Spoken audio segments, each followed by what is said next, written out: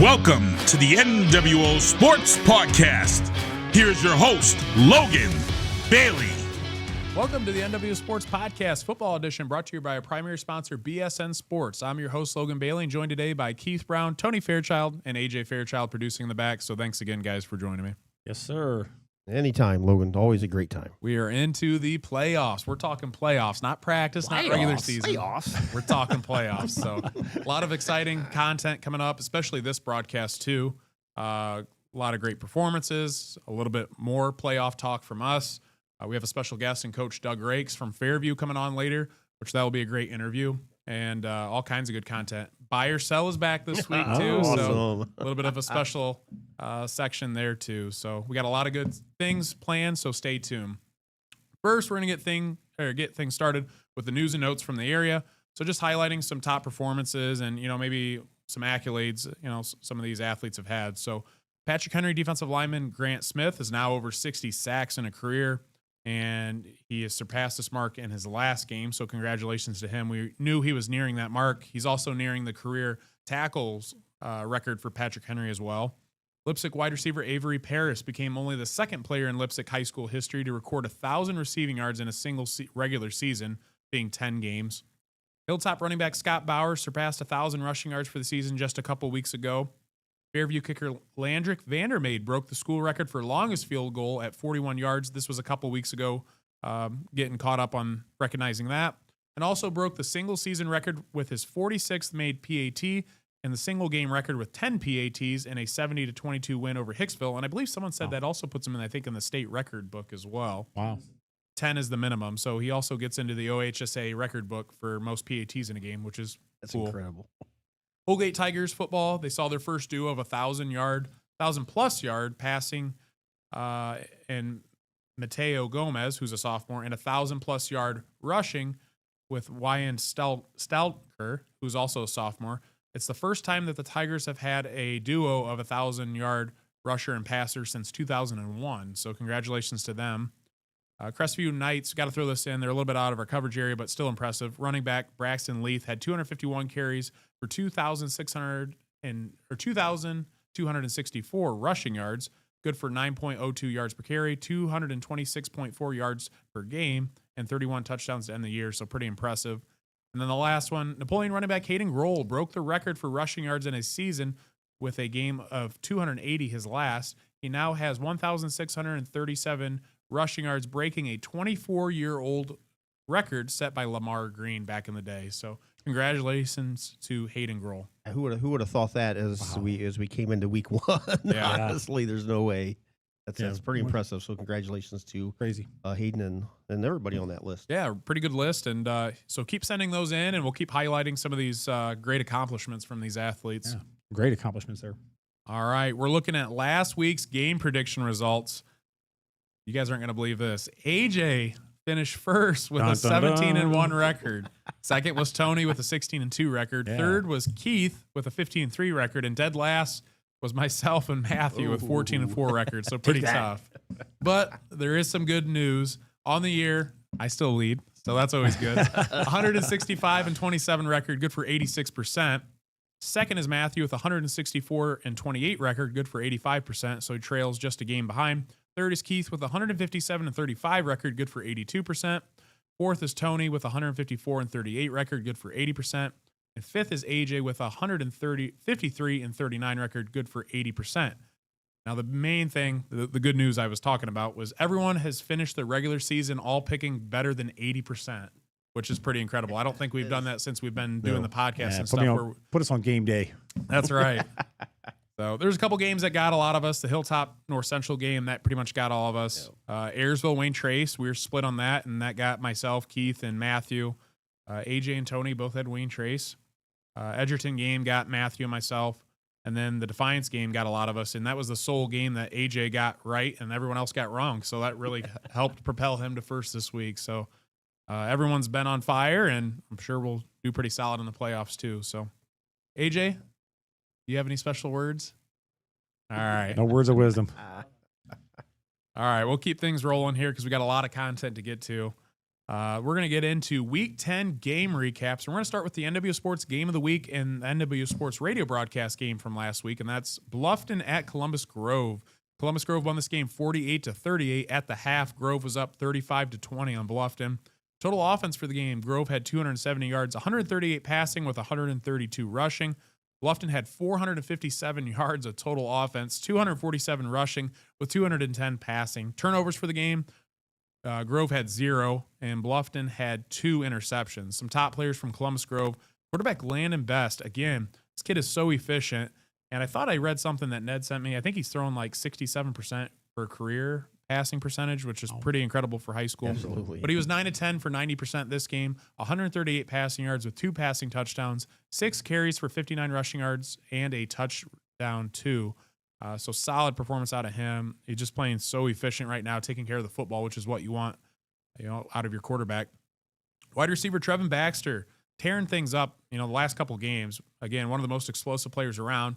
6 receptions, 47 receiving yards, 2 kickoff returns for touchdowns. One that was 99 yards and another that was 89 yards. So, the offensive stats, maybe down a little bit this week, but against a quality opponent in Bluffton. But, he makes up for it on special teams, and what an incredible job out of him. Wide receiver defensive back Gavin Barraza, 1 reception, 10 receiving yards, and he had an interception return for a touchdown for 32 yards. Some top players from Bluffton, quarterback Tate Giesecke was 14-21, good for 67%. 210 passing yards, 1 passing touchdown. He did have 2 interceptions, but he also had 26 carries for 111 rushing yards and 4 rushing touchdowns. So Giesecke was just taking care of business, and that offense definitely runs through him. Running back Parker Lavelle, 22 carries, 78 rushing yards, 1 rushing touchdown. And wide receiver Blaine Hill, 3 receptions, 60 receiving yards, and 1 receiving touchdown. So, guys, that's enough talking for me. What's your guys' thoughts on this game? Absolutely incredible. You look at the stats in this game, and everybody, they're big plays. I mean, the big plays that Columbus Grove had there, the interception return for touchdown, the 2 kickoff returns for touchdown. I mean, those are backbreakers in a game. 21 points right there. Yeah, you're playing a game, basically for the championship, probably for the conference. You can't give up those big plays, and not to mention they had a couple turnovers on top of that as well, or one more turnover on top of that, I should say, because I mentioned the interception. But yeah, what a game by Landon Best. I mean, just controlling the ball, not taking care of things, and not turning it over. But like you said, Trevin Baxter, awesome. Yeah, I mean, we talk special teams quite a bit all year, and 2 kickoff returns, and we preach defense. And as Coach said, three TDs, non-offensive touchdowns. And hey, have a day again, Landon Best. What's he got? 1 actual incompletion in 2 weeks. The other one was an interception 2 weeks ago. So, wow, this is just incredible, his last 2 weeks. But we talked about Columbus Grove guys a couple weeks ago. They were out of the playoffs at, 15? From a 15 seed to a in bye. Week 9 all the way to a 4 seed and a bye in just a Yep. matter of a couple weeks. Yep. Beat Lima Central Catholic in Week 9, and then you beat Bluffton, your rival, in Week 10, and all those points propel you, 9 spots ahead. So 11 spots, right? 11. Yeah. So, yeah, I mean, congratulations. You look statistically, Bluffton should have won this game. When you look at the stats, you look at the stat line. right. Bluffton won in almost every category. But you have those big plays. Yep. Yeah, I agree with you, Tony. I mean, this game came down to the big play, and obviously Columbus Grove had a lot more. 2 times on special teams, 1 on the defensive side of the football. Anytime you can do that to help your offense out is just incredible. This is also Columbus Grove's 3rd, I believe, consecutive NWC title. So congratulations to them. Yep. And to Coach Schaefer, too. He just won the NWC Coach of the Year. And, I know he'll never praises himself, and he always puts it back on everyone else. But, it is good to congratulate him because, he's kind of heading that ship there. But, even the assistants are doing a phenomenal job, too. And, continue to carry that tradition that Columbus Grove is known to have. And, again, it seems like every single year, similar to Liberty Center, is they're playing their best football at the end of the year, right when they need to, and they're prepping themselves to make another good playoff run. So yeah, I mean, what a turnaround from the first 3 games to I mean, just kudos to that coaching staff, Coach Schaefer, and the rest of the staff there, because everybody was kind of writing them off at the beginning of the season. Oh, they're 0-3, blah blah blah blah. Yeah. And, here they are, like you said, went from a 15 to a 4 just that quick. Yeah, Coach Cole's on defense and Coach Roney on offense, and the rest of the assistants. I mean, that's one of the most complete staffs in the area, like I've always said. And Those first 3 games of the season, after, a couple bad losses, bad loss to Liberty Benton, I'm sure some people were kind of questioning, what's going to go on this season. Right. But, we knew that they'd probably get things figured out. And that's why I always kept them higher in the power rankings, because we kind of we know what's going on. And we know the strength of schedule that they play. And everyone always questioned us why we had Grove so high. And it's like, they're playing some tough competition. They're not playing these easy teams. There's a reason for that. And, some people, believe it or not, we actually do know what we talk about sometimes. Right. A little bit. Right. So, all right. We'll move on to the next game here, and we're moving on to Liberty Center at Archbold. This game was for the NWOAL title. Liberty Center won that 33-14 at the half. Archbold was up 14-7. Total offense for the game, Liberty Center had 469 yards, 421 rushing with 48 passing. Archbold had 294 with 254 passing and 40 rushing. Turnovers for the game, Liberty Center had 2 with 1 interception, 1 fumble. And Archbold had 4 turnovers with 3 interceptions and 1 fumble. Some top players from both these teams. Liberty Center running back Thomas Moeller had himself a game. 18 carries, 155 rushing yards, 8.6 yards per carry with 3 rushing touchdowns.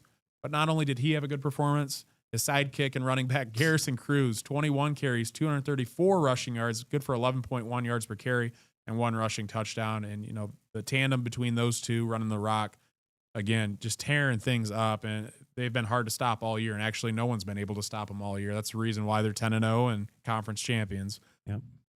Just to give a shout out, too, there's 8 total sacks from Liberty Center. They were led by 2 sacks from Jackson Lawnazak and 1.5 apiece from Kellen Weimer, Logan Swift-Fuentes, and Hunter Spangler. So, defense just tearing things up and pressuring Pinter all night long. 3 total interceptions, 1 interception from Ethan Gray, 1 interception from Caden Sonnenberg, 1 interception from defensive lineman Logan Swift-Fuentes, which we may get to a little bit later for our play of the week, so you have to stay tuned for that. Some top players from Archbold. Quarterback Maddox Pinter was 16 of 28, good for 57%, 254 passing yards with 2 passing touchdowns, but he did have 3 interceptions. Running back Ryder Ryan, 8 carries, 28 rushing yards, 3 receptions for 92 receiving yards, 1 receiving touchdown. Wide receiver Morgan Harris, 6 receptions for 89 receiving yards. And H-back Anderson Bentley had 2 receptions for 43 receiving yards and 1 receiving touchdown. So, guys, thoughts on this Liberty Center and Archbold game? And, we were all kind of shocked looking at halftime where Archbold had the lead. Yeah, they jumped out to a 14-0 lead at home in front of that big crowded Archbold. So we're all kind of like, what's going on here? But as we always say, they play 4 quarters. Right. So this is the first time Liberty Center has been tested since the championship game last year. Probably the first time they've been really behind. Yeah, I can't even think of the last time that Liberty Center's been down at halftime to anyone. I don't even know if they were down last year, other than maybe were they down to Ironton even in the state championship? I think they might have had the lead at half. I'm not sure, but it's been a long time. Yep. But this is why Coach Moeller, we kind of seen Liberty Center the first month or so be not primarily a pass team, but they utilize the pass quite a bit more than what we're used to, very successfully as well. But they're starting to go back to reel back into playoff football. We're going to run left, we're going to run right, we're going to run center, and that's really all we're going to do. Right. And we're going to run that until you stop us, which you probably won't. And when you see on the other side, Ryder Ryan just 8 carries for 28 yards, the Liberty Center defense coming up tough again, at least their front 8. And when you see the yardage by Pinner again, that inexperience back there on the Tiger secondary, sometimes Coach Moeller probably wants to pull his hair out. But Liberty Center stepped up when he needed to and come through with the quality win in their 4th straight NWOAL title. So congratulations to the Tigers. Yeah, you were talking about the defensive backs. They come away with 2 interceptions, one from the lineman, but just an awesome game and good to see him get tested. It's going to be good for Liberty Center going into the playoffs. They're going to get a week off to relax, I guess, if you want to say that. Right. Kind of curious as what Coach Moeller would say about having a week off. How it messes up the schedule and all that kind of stuff. But hopefully they come back, they're ready to go, and I know they'll be ready. But great win, good test for them. Yeah, definitely a good test. Yeah, and I think with this game, Coach Dominic for Archbold knew he's going to probably have to throw the football a lot to win this football game. With a little bit of inexperience of LC's defensive backs, right. Definitely knew that they weren't going to be able to establish the run game. They've got some war daddies up front on the defensive line and linebackers. That front 7's tough. And Coach Dominic, he puts together a good game plan. And I just think, too, that pressure from Liberty Center, especially for a young quarterback like Pinter, like he's just a sophomore. He's filling into the starting role this year. I mean, he's done a terrific job throughout the entire season. But, when you run into Liberty Center, it's a different beast. And, they had him in the first half. But, again, it's just kind of like they wear you down. And they're so deep as well. And they can just roll guys in and out and keep guys fresh all game long. And, I mean, Archbold can too. But I just think, maybe the quality and the talent is maybe just a little bit better there, obviously for the Tigers. But, Blue Streaks definitely gave Liberty Center a run for their money. And, it would have been a good game to be at for sure. And I wish we could have been there too. I wish I wish we could be in multiple places at one time. So, but yeah, definitely impressed, and just interested to see too. Archbold continues to use H-back Anderson Bentley, a lot down here, the last half of the season. And, he has a receiving touchdown this game. He got really involved in the offense during the Wasion game as well too. And, it's not too often you really see an H-back played with anymore, especially in Northwest Ohio. Yeah. So he's utilizing him well, and he's definitely a weapon for that offense. All right, moving on to the next game, Tinora at Edgerton. And we were at this game with Tinorams Live. And boy, this game was crazy. That's all I got to say about this. We'll get into it. But Tinora ended up winning this 34-30. At the half, Tinora was down 30-6. 30-6. I couldn't believe that they ended up coming back. What, you were going to say something, Keith? No, I'll wait, Logan. Just unbelievable. I mean, and we'll get into it here in a minute. Total offense, Tinora had 342 yards, 305 passing, 37 rushing. Edgerton had 421 yards, 219 rushing, 202 passing. Turnovers, Tinora had 2 with 1 interception, 1 fumble, and Edgerton had 2 interceptions. Some top players from Tinora. Quarterback Owen Farrell was 27 of 44, good for 61%. 305 passing yards with 5 passing touchdowns. Wide receiver Owen Reynolds, 10 receptions, 148 receiving yards with 3 receiving touchdowns. And wide receiver Dylan Shively, 9 receptions, 93 receiving yards, and 2 receiving touchdowns. Edgerton, quarterback Maddox Baker, 19 of 30, good for 63%, 185 passing yards, 2 passing touchdowns with 15 carries, 129 rushing yards, good for 8.6 yards per carry and 2 rushing touchdowns. I'll get into a little bit of a point about him in a moment. And wide receiver defensive back Kellen Sanchez, 12 receptions, 130 receiving yards, 1 receiving touchdown. And they also had an interception on defense. And then defensive lineman Jackson Flower, 7 tackles, 2 sacks, 1 forced fumble, and 1 fumble recovery. But what I wanted to say is, with Maddox Baker, oh my goodness, the first half, it was all him and all Bulldogs. I mean, I literally had a note in here, it was total tale of 2 halves. First half was all Edgerton, second half was all Tinora. And that first half, Maddox Baker was looking like prime Braxton Miller. And he had a spin move, just like that iconic spin move against Virginia Tech we were talking about.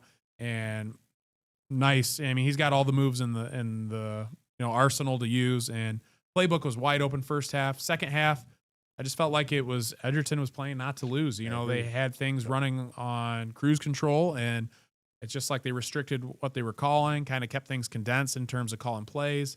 And, it just really wasn't the same. And, with that, Tinora took advantage, and Maddox Baker got injured late in the fourth, and it was a game changer. And, the rest was history. But, guys, we were all there. So what are your thoughts?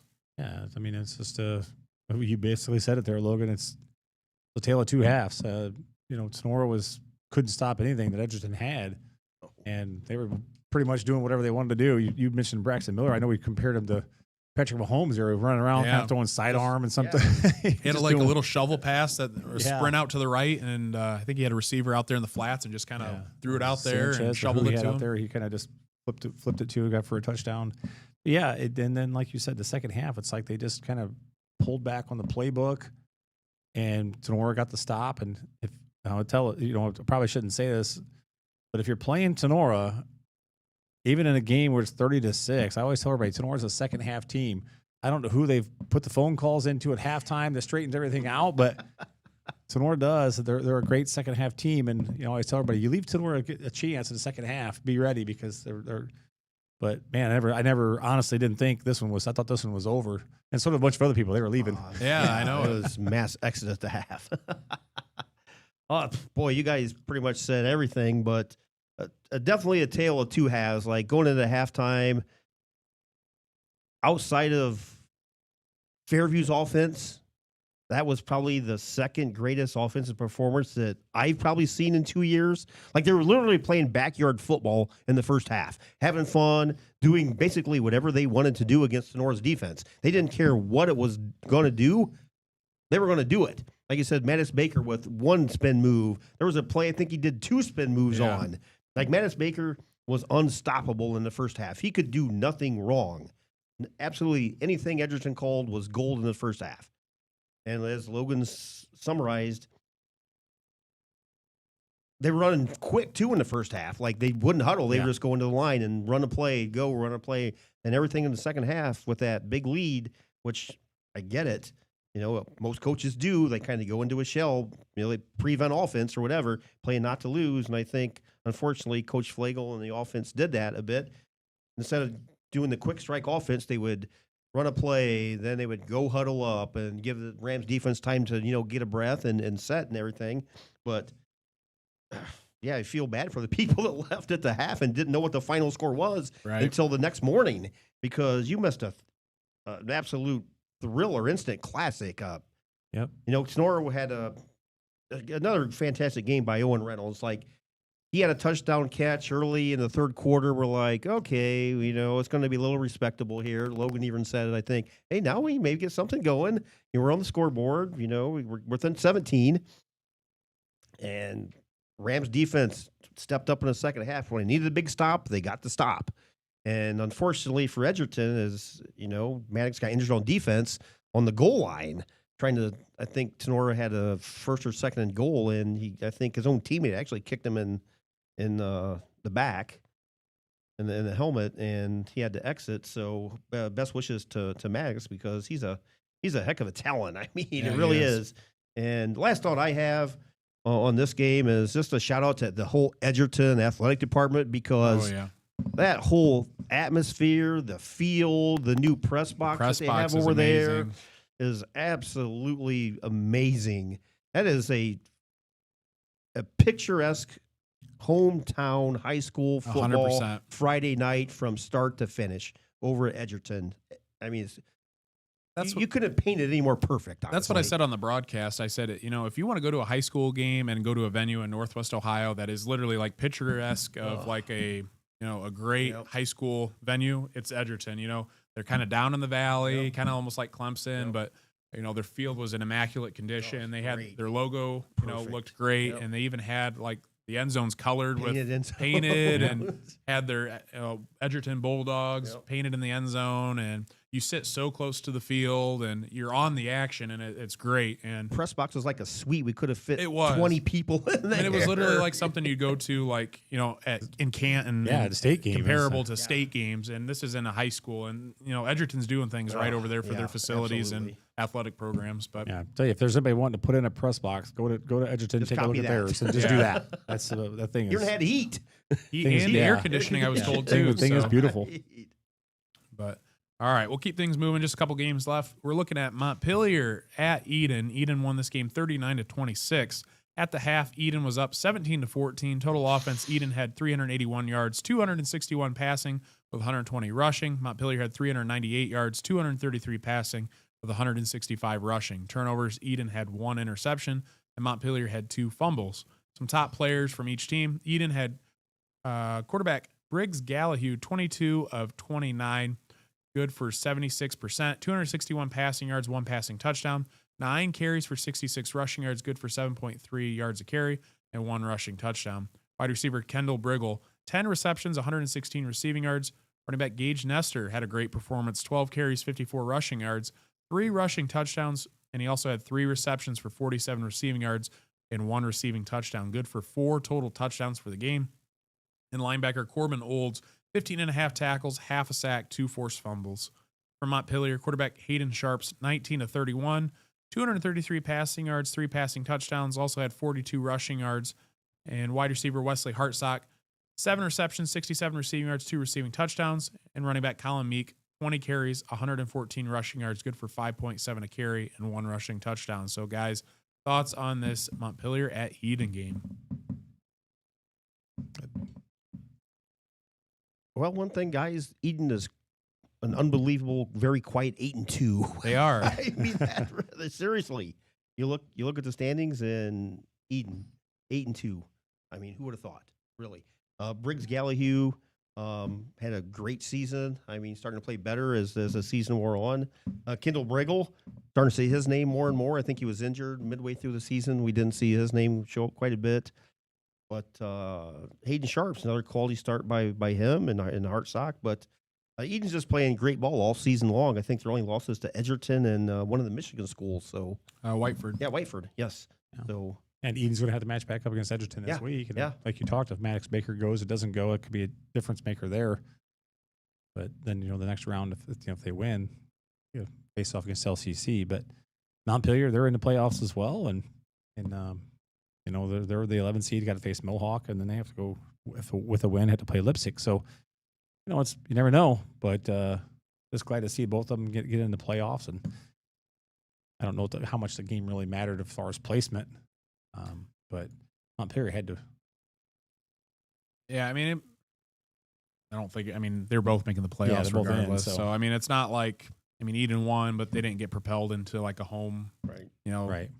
Home game or actually, hold on. Let me check real quick. Edon is a home game. Edon is a home game. I'm sorry. Yeah. So, yes, it was for a home game for Edon. Yeah. Montpelier, they're kind of locked in regardless, obviously, because with the loss, they sit at the 11th seed. But, yeah, I'm sorry. Yeah, the Edgerton loss. Edon got the final home spot, and it also helped with Edgerton's loss, yeah, Edgerton's loss helped them out, too. So. Yep. So, yeah, other than that, I don't really have much to say. But, it would have been a good game to go watch. This game was close all night long. And really starting to see, Edon, like you said, Briggs Gallahue is kind of stepping up down the stretch here, playing really well. And Colin Meek, too, for Montpelier.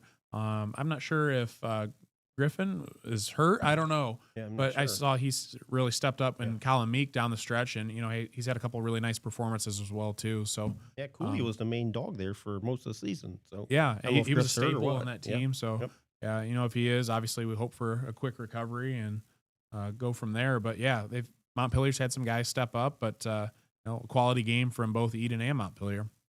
Last game here, just to touch on real quick, Defiance at Celina. Celina ended up winning this one 17-14. This game, we didn't have really many stats, but Celina was up 17-14 at half, so neither team scored any points in the second half. And this was a must-win for Defiance to get in the playoffs, but unfortunately they came up just short.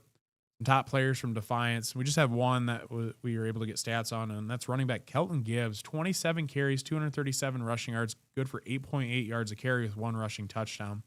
He ends up finishing the season with 186 carries for 1,717 rushing yards, good for 9.2 yards per carry, 15 rushing touchdowns. And this was the third best season in school history for rushing yards behind Robert Orta, Defiance grad from 2000 or during the season 2000 with 1,938 rushing yards, and Jamie Smitty from 1994 season 1,743 rushing yards. So, congratulations to Kelton, one heck of a season. It's unfortunate Defiance lost, and really kind of their season's been up and down all year long and just couldn't really get in a rhythm. But, they put themselves in a position to make playoffs here in the final game, week 10. If they would have won, they probably would have got in, but came up just short. But really, Gibbs is playing on another level the last probably half of the season, really. So, guys, thoughts on the Celina and Defiance game? Kelton Gibbs, that's 1,700 yards. I want to know how many carries he had in the first 3 games. He didn't. Yeah, probably really not come 50 on. total, I wouldn't think. Yeah, he didn't come in really start carrying the ball a bunch until later on in the season. But, it's unfortunate for Defiance that let that one slip away. I was just reading they had a fumble that led to one of Celina's touchdowns, but, happens, and got to be able to recoup. But better luck next year, I guess, for Defiance. They can go travel around and watch some ball games. Yeah, tough first year for Coach Ridnour. Beat Napoleon to start your season in the classic last second win. Yep. And middle of the season you had a 4-game losing streak, which didn't help.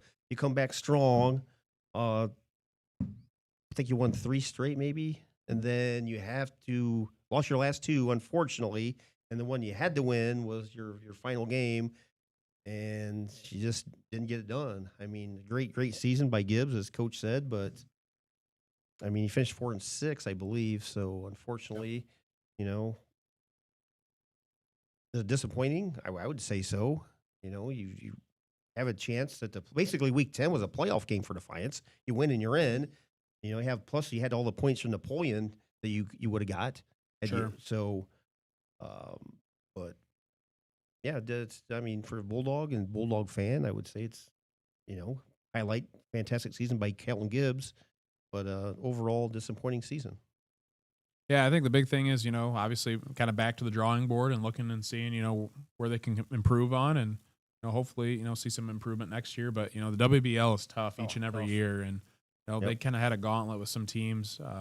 Look at Defiance. They played, they got the win against 8-2 Napoleon, but their schedule, played a 10-0 Wapakoneta, 7-3 St. Mary's, 5-5 Van Wert, which is, I believe, is better than a 5-5 record. 7-3 Lima Shawnee, 8-2 Bath that they lost by, just a couple scores too. So, I mean, that WBL is a gauntlet every year. So, one of the tougher conferences in this part of the state. So it's tough. I mean, you got to play your A game every week and, we'll see what Defiance does, come next year. All right, we're going to take a break to hear from our sponsors. We'll be right back with the Titan Sports Play of the Week. DSN Sports is your go-to business for purchasing uniforms, equipment, spiritwear, and anything else your athletic program needs, giving you more time to impact lives on the field. With over 1,200 sales professionals who live, work, and serve in your community, you're always just a short drive or phone call away. Be sure to give your local sales rep and Jim Garris a call for any of your athletic supply needs. Looking for a personalized financial guidance right here in Bryan, Ohio? Meet Melissa R. Stockman, CHFC, a trusted Edward Jones financial advisor. Melissa specializes in retirement savings and income strategies, estate and legacy planning, customizable wealth strategies, insurance and annuities, and support for entrepreneurs and business owners. As a chartered financial consultant, she brings deep expertise and care in building financial plans tailored to your goals. Ready to take your next financial step? Call Melissa's office at 419-633-0647 or visit Edward Jones on 130 North Main Street, Bryan to get started. Titan GPS delivers technological superiority and improved player performance through wearable GPS made for high school football and strength and conditioning programs. From speed training to athlete recruit to workload enhancement, Titan is the easy-to-use yet comprehensive GPS tool to get it done. There's no minimum to get started, and Titan will walk you through every step to success. Message us on X Titan Sensor to learn more and get in touch. DeLarber Concrete and Hauling is your go-to provider for concrete and hauling needs. Flat work, pole barn floors, driveways, and patios. Hauling services for stone, mulch, and dirt. Call Josh for your free estimate at 419-576-0401. Fitzenreiter HVAC, keeping Northwest Ohio comfortable since 1955. Whether it's scorching summer heat or bitter winter cold, Fitzenreiter has your back with expert heating, cooling, and indoor air quality solutions for your residential and commercial needs. Need fast, reliable service? Call the local pros you can trust. Fitzenreiter HVAC. Give them a call today at 419-784-0828 or visit fitzenreiterhvac.com for more info. Northwest Ohio Basketball hosts premier basketball tournaments for boys in grades 3 to 8 in the area. Upcoming tournaments are right around the corner. Give them a call today at 419-283-5296 or check out their website at NWOBball.com. We're back on the NWO Sports Podcast, and we are on to Play of the Week, sponsored by Titan Sports. Titan Sports offers revolutionary wearable GPS technology for high school football and strength and conditioning programs, giving you all the metrics to get the most out of your athlete, so be sure to submit your play each week. This week, we had multiple great plays sent in. We're going to take a look at some great honorable mention plays from the Northwest Ohio area, so check those out right now.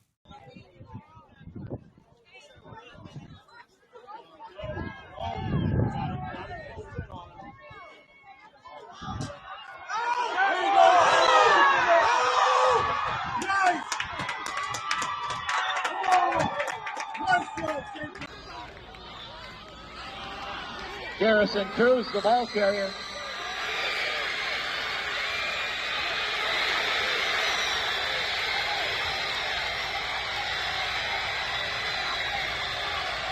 Touchdown, Liberty Center.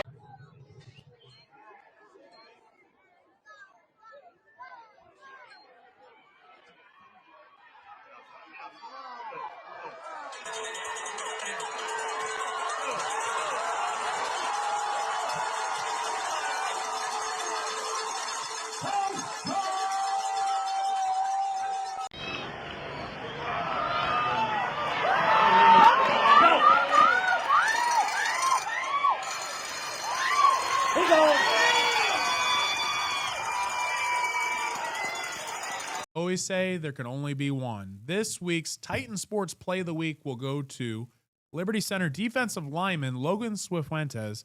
And I have to give the big lineman some love on the show. So check that play out right now.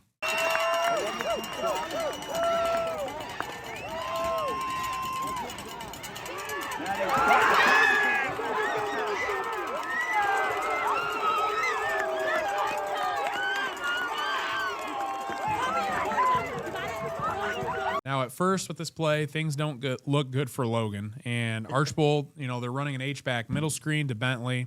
And Logan's tossed to the ground by the center as Archbold begins to set up the screen.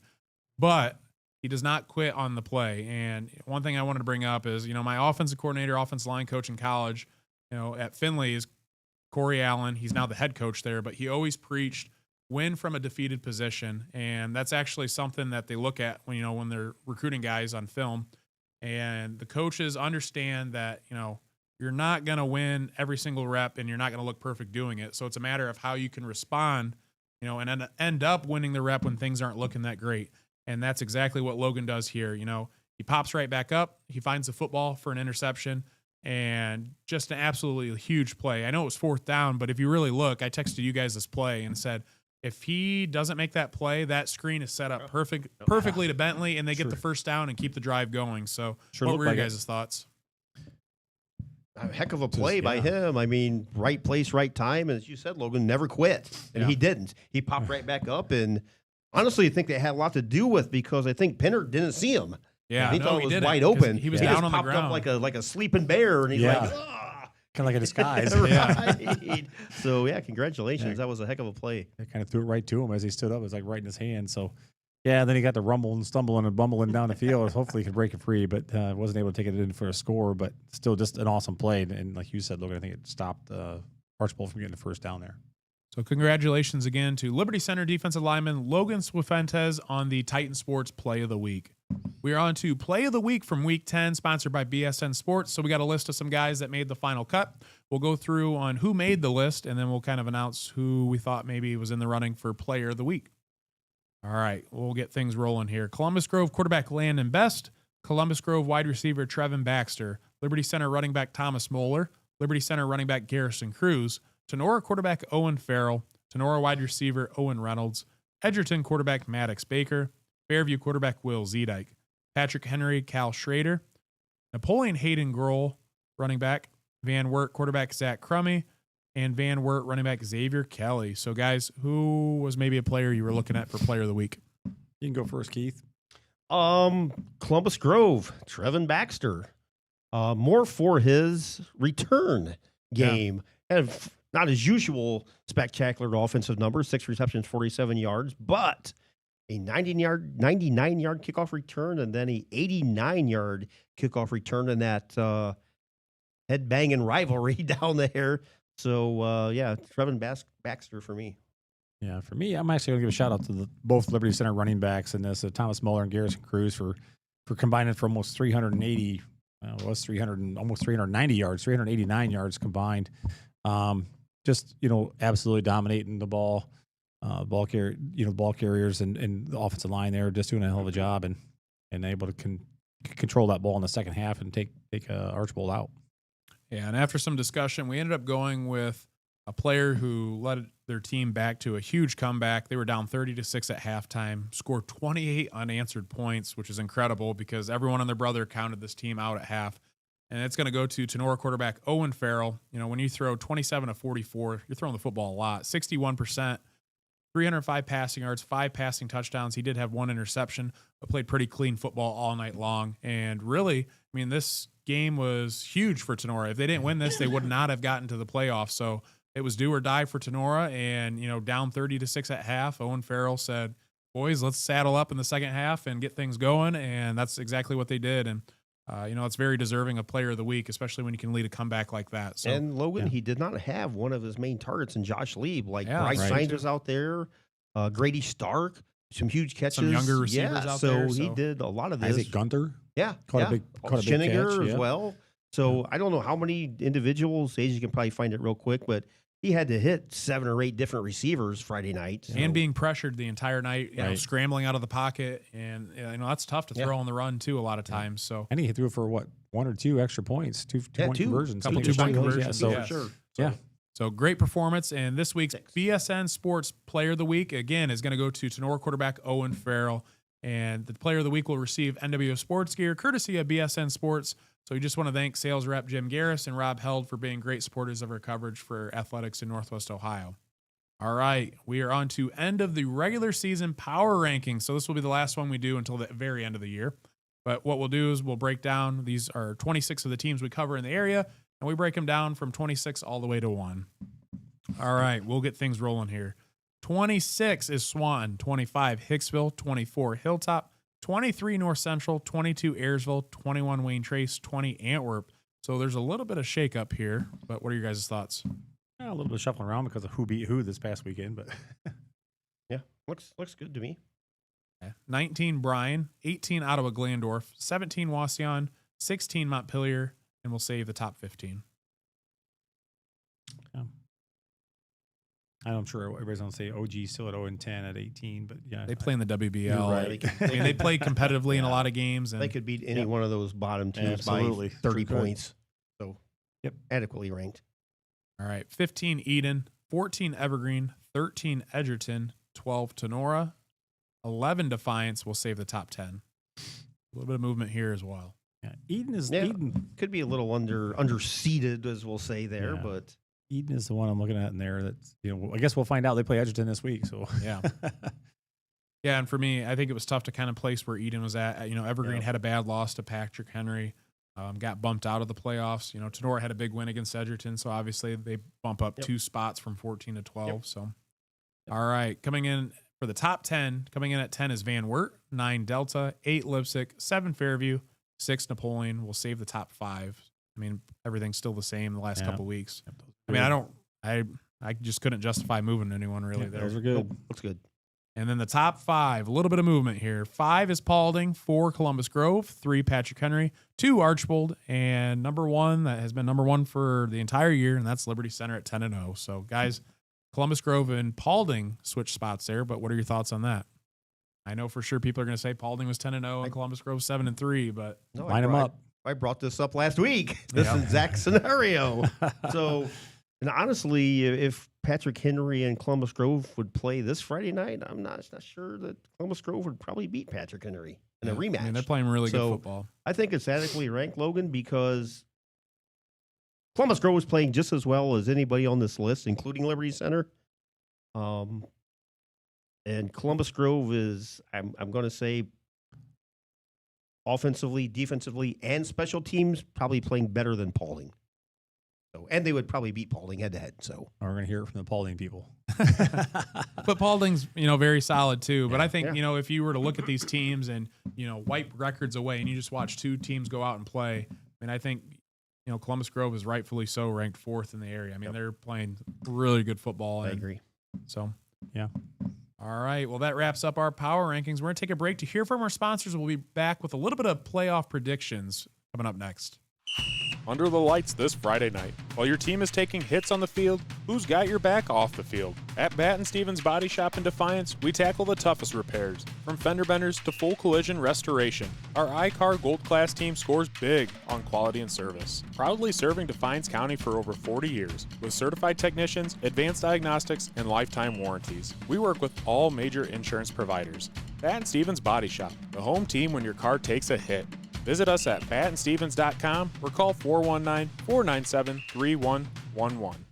Nestled in the heart of Sherwood, Ohio, Crystal Fountain Park invites you to say I do in a place where history whispers around every corner. Surrounded by 28 acres of woods, meadows, illuminated trails, outdoor chapels, a tranquil reflection pond, and fire pit lounges. Whether planning a wedding, rehearsal dinner, or elegant gathering, Crystal Fountain Park blends historic elegance with modern flexibility and heartfelt service. Visit crystalfountainpark.com or call 419-576-1910 today to book your unforgettable moment.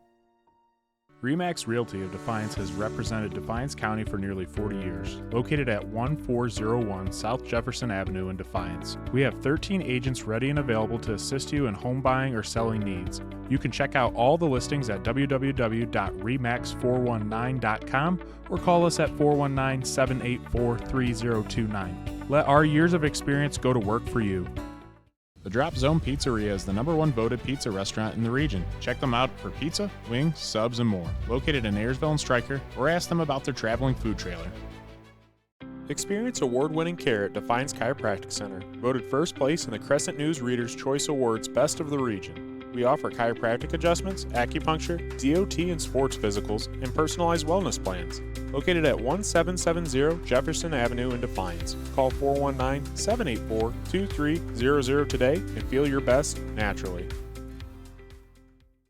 Check out Tinora Rams Live. Live events broadcast on YouTube and post-game results, articles, schedules, and more can all be found on TinoraRams.com. Feel free to look up their Twitter, Facebook, and Instagram pages as well.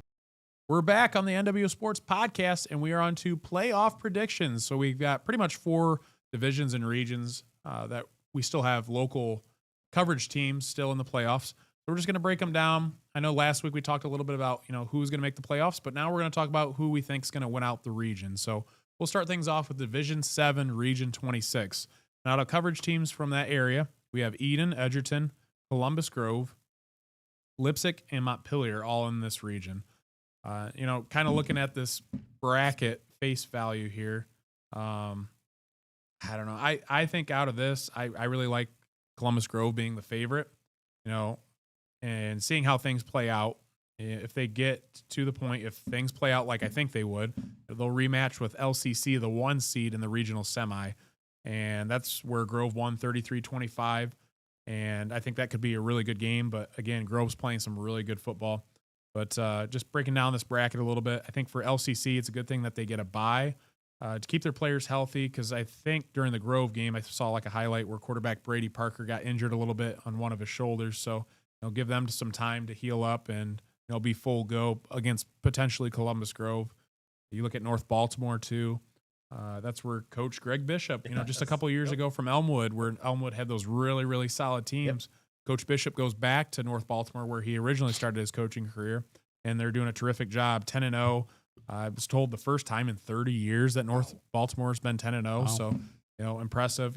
Coach of the year and Coach Bishop, player of the year and Luke Long. But I know they're the 2 seed. I just don't know that they can make it out. Their best win is against a Division 6 Ridgedale team, and that's the only team on their schedule that even made the playoffs. And then from, Montpelier, I think they're going to have their hands a little full against Mohawk. Yep. We'll get into some of these game predictions later, but Montpelier gets in at the 11 seed. Leipzig, I think Leipzig has a pretty good draw, I think so. Being in that bottom half away from LCC and Grove. And I think Leipzig has a good shot at getting to the regional final and matching up with maybe Columbus Grove. So Leipzig's got a lot of good weapons. Kirkendall at quarterback. They've got Marquise Williams, just a dynamic playmaker, and Avery Paris, one of the best receivers ever in Leipzig history. So I tell you what, though, I'd really want to see a matchup between Leipzig and North Baltimore. But I think out of all this, I think Columbus Grove takes Division 7, Region 26. So, guys, who's kind of your pick to win this region? I'm with you, Logan. I like Columbus Grove the way they're playing right now, as long as they can keep that momentum going. But they always say it's hard to beat the same team twice. It is. So they're going to play LCC again. I think they can get it done, though. But then it's going to be, I think you're not going to be easy. I think you're see Grove and probably Leipzig, or North Baltimore. I don't know anything about them really. Obviously they're 10-0 and playing well, but could be a test to get to win the region. But I think I like Grove. Yep, same here. I like to see a Grove and Leipzig match up there for the Region 26 championship. But the way Grove's playing right now, the only thing we talked about last week and that bye week, you got such a momentum going, that snowball's rolling down the hill, and all of a sudden it stops. So, all these coaches that have bye weeks, they're probably looking at last year's college football playoffs and seeing, at the collegiate level what happened, and I'm sure they're all kind of a little bit nervous in the back of their minds. So we'll definitely see how teams play out, and I'd be curious to run stats, or I'm sure someone will do the breakdown of all the teams that had a bye, like how they ended up, playing out in the playoffs. It'd be interesting to see. All right, looking at Division 6, Region 22, teams out of our coverage area that made this are the 8 seed Patrick Henry, the 5 seed Fairview, 12 seed Tinora, 4 seed Paulding, and 3 seed Archbold. And out of this, I think this is probably one of the deepest regions out of any division. Paulding 10-0, Archbold 8-2, a really good Archbold team. Fairview, Tinora sneaks in at 12. Patrick Henry, really kind of a quiet 8-2. But I think looking at this, I kind of like Patrick Henry to, even upset the 1 seed Margaretta. Margaretta, I just don't think has been battle tested the same way Patrick Henry has in the NWOAL. And Patrick Henry, again, similar to Columbus Grove, is a terrific playoff football team. They're very well coached. With all the Georges and Coach Inselman, Hall of Fame coach, what more could you ask for? So they definitely know what they're getting their hands involved into. So I think Patrick Henry, I think they might make it, have a really good shot at making it, obviously, to the regional final. Yeah. And then that would lead them to playing either Tinora, Fairview, or Paulding. So I kind of like, too, you could possibly see a Paulding-Fairview rematch in the second round. So that would be interesting. But, they're going to play some GMC school. But I don't know. I just don't know. Fairview and Paulding, they've been playing solid the second half of the year, but, it's going to be a battle between Patrick Henry. Bottom half of the bracket, I really like Archbold. Archbold stood toe for toe with Liberty Center in the first half, had a really good game plan. Archbold's very dynamic. I've seen them play twice personally in person, and they're legit. They're deep. They got a lot of athletes, and they just play really good, sound football. So I think Archbold makes it definitely in the bottom half. I think the top half is kind of up for grabs. I think either between Patrick Henry, Paulding, or Fairview, whoever gets out of there, facing up with them. But I think Archbold takes this Division 6 Region 22. Guys, who do you have picked? Honestly, guys, I think, as Logan said, if Paulding and Fairview have a rematch, I think Fairview probably wins the rematch in this week 12, if it would be. But honestly, I think we're looking at a possible Archbold and PH rematch for this D6 22. So which that game was, I believe, decided by 1 point, right? Yep. I think Archbold gets this one. Well, I think you're going to see an Archbold Bluffton in the bottom. I think Bluffton's going to knock off the 2 seed Hopewell Loudon. It's true too. They should have beat, in my opinion, Columbus Grove, if not for the big plays. Right. So they're playing well as well. So I think you're going to see an Archbold, Archbold and Bluffton in that regional semifinal. And then as long as Archbold plays well, I think you're going to see them come out of that game. And then I'm not sure. I'm with you. I think PH comes out of that top half, so you see an Archbold PH, and then I don't know, probably an Archbold division champion, region champion. All right, let's look at the next division. Division 5, Region 18, out of teams from our coverage area that are in this region.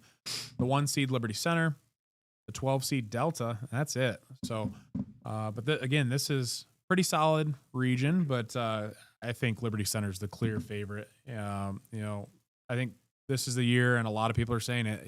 I think they get it done. I really do. And I'm not talking about the region. I'm talking about the entire thing. So the whole ball of wax. Eastwood, Liberty Center could potentially play Eastwood, Oak Harbor, which they've played both those teams. They played Eastwood this year in the regular season. They've played Oak Harbor, I feel like, every single playoff the last 3 years. So they pretty much know what Oak Harbor brings to the table. That poor quarterback still picking himself off the from a couple years ago. Right. Oh, my gosh. I think the one big team that, people have really kind of said that may be able to match up with Liberty Center is Liberty Benton. Liberty Benton's had a solid year too, but LC is just another beast. I think they get past everyone. I think they get past, probably Liberty Benton. That makes it to the regional semi. So that leaves the bottom half of the bracket. Don't know as much about some of these teams. Edison's in at the 6th seed, which we know Edison plays a physical brand of football. Genoa, won the NBC. They upset a bunch of teams, beat Oak Harbor. Genoa played really, really well. Archbold actually beat Genoa too. Yep. So, possibly Genoa making it there. The 2 seed Tri-Way. I really don't know much about them, but I think for the most part, Liberty Center cruises through this Division 5 Region 18. I think Liberty Center wins the region, but they're going to get tested in here again, just like they did against Archbold. Somebody's going to put it on them for a little bit, and they're going to have to fight and scrap a little bit to get out, and that's going to be good for them as they head into the state tournament. Yep, I agree with everything you boys said. I think Liberty Center definitely is the clear-cut favorite here. And the last one is Division 4 Region 14. The only team out of our coverage area that made this is Napoleon at the 3 seed. Again, a lot of these teams are bigger schools. Don't know as much about them. But looking at Napoleon, they play the winner of the 6 seed Perkins, 11 seed Clearview. But if Perkins wins, that brings back a rematch of the regional final last year where Perkins had Napoleon's number, and Perkins ended up going on to become the Division 4 state runner-up. So that would definitely be an interesting matchup, and Napoleon would get to host that game. Bath made it at the 4 seed, which we're a little bit familiar with Bath being from around Northwest Ohio. Very stout offensive team. But the word around the street is the Shelby team is very, very good. Undefeated, I believe. Someone was saying, I think their quarterback is possible in the running for Mr. Football for the state of Ohio. Wow. But I could possibly see Napoleon winning, 1, maybe 2 games in the playoffs, making a decent run again like they have the last couple of years. But I don't know if they get past a Shelby in the regional final. So I think Shelby wins this region. I agree. Yep. It'd be nice for Napoleon with the possibly the 2 home games to get there. But yeah, I think Shelby's probably the favorite here in this one as well, guys. All right, that concludes our predictions for the playoffs and the brackets. We're going to take a quick break, and we'll be right back to hear from our sponsors with the hot takes presented by BSN Sports. Start your day off right at Paulding Pancake House, serving up delicious breakfast, lunch, and dinner from Tuesday through Sunday. It's your go-to spot for home-style meals at any time of day. Swing by and enjoy everything from classic pancakes to hearty lunch and dinner options. There's something for everyone at the Paulding Pancake House. Craving a local favorite? Head to Ensign's Pub, where you'll find the best hot beef sandwiches and famous knockers in town. Whether you're celebrating after the big game or just need a great meal, Ensign's has you covered. Stop by for great food, cold drinks, and good company. Located on 611 Ottawa Avenue in Defiance, open Tuesday through Saturday. Need a home upgrade? Trust Gamble Home Improvements in Paulding. From kitchens to bathrooms, flooring, and more, quality craftsmanship every time. Call 419-670-8298.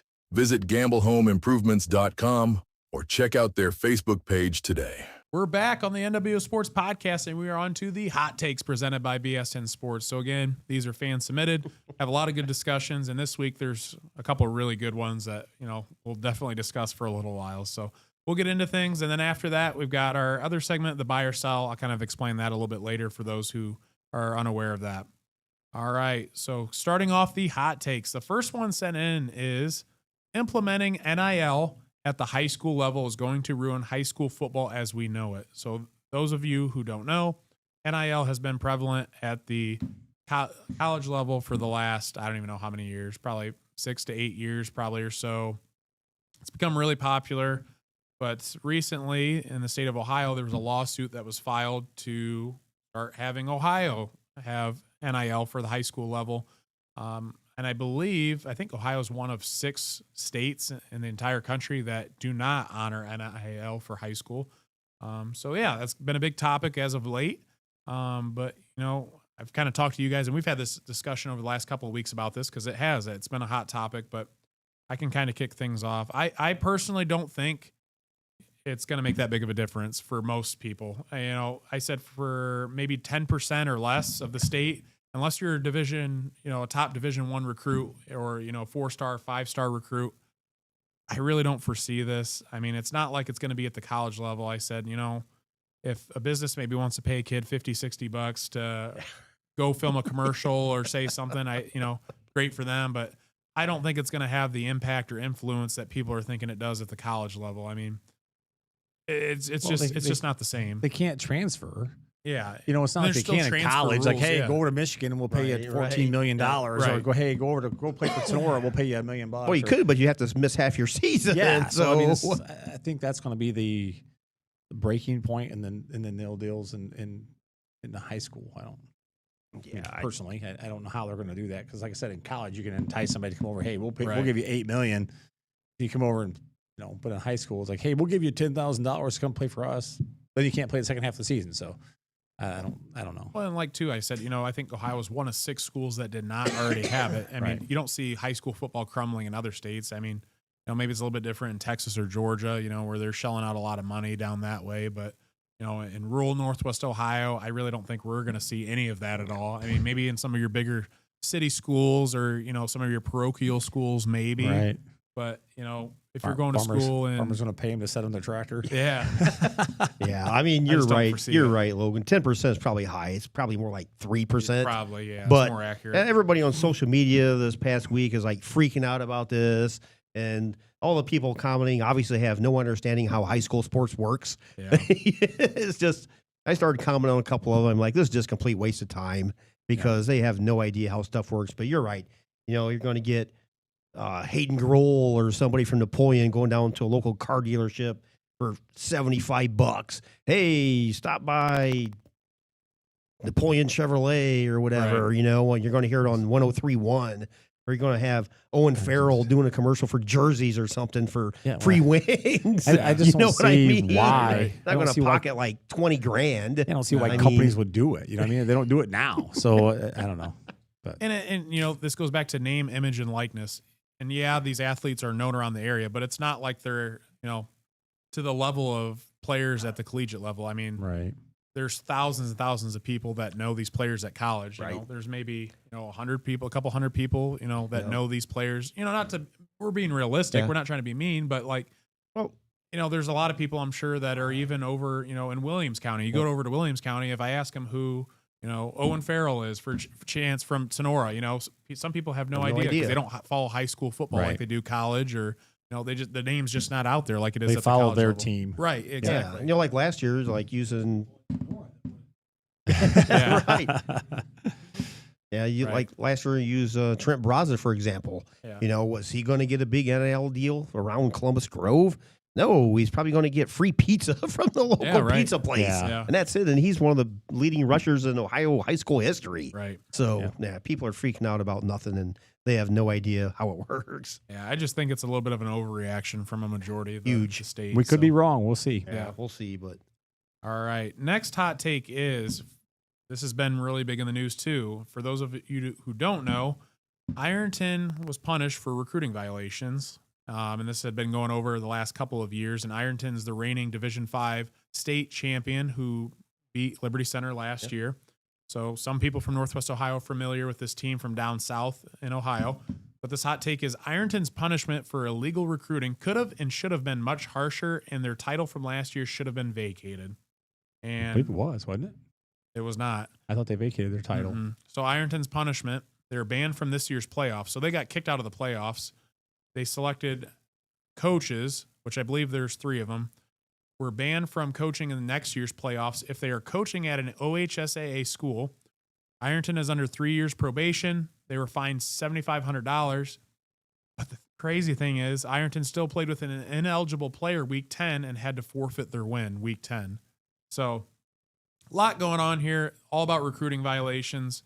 And I think my big takeaway is obviously people know that these schools out here recruit, and the big kind of discussion point was, well, why are they picking on public school Ironton when a lot of these parochial schools recruit too as well?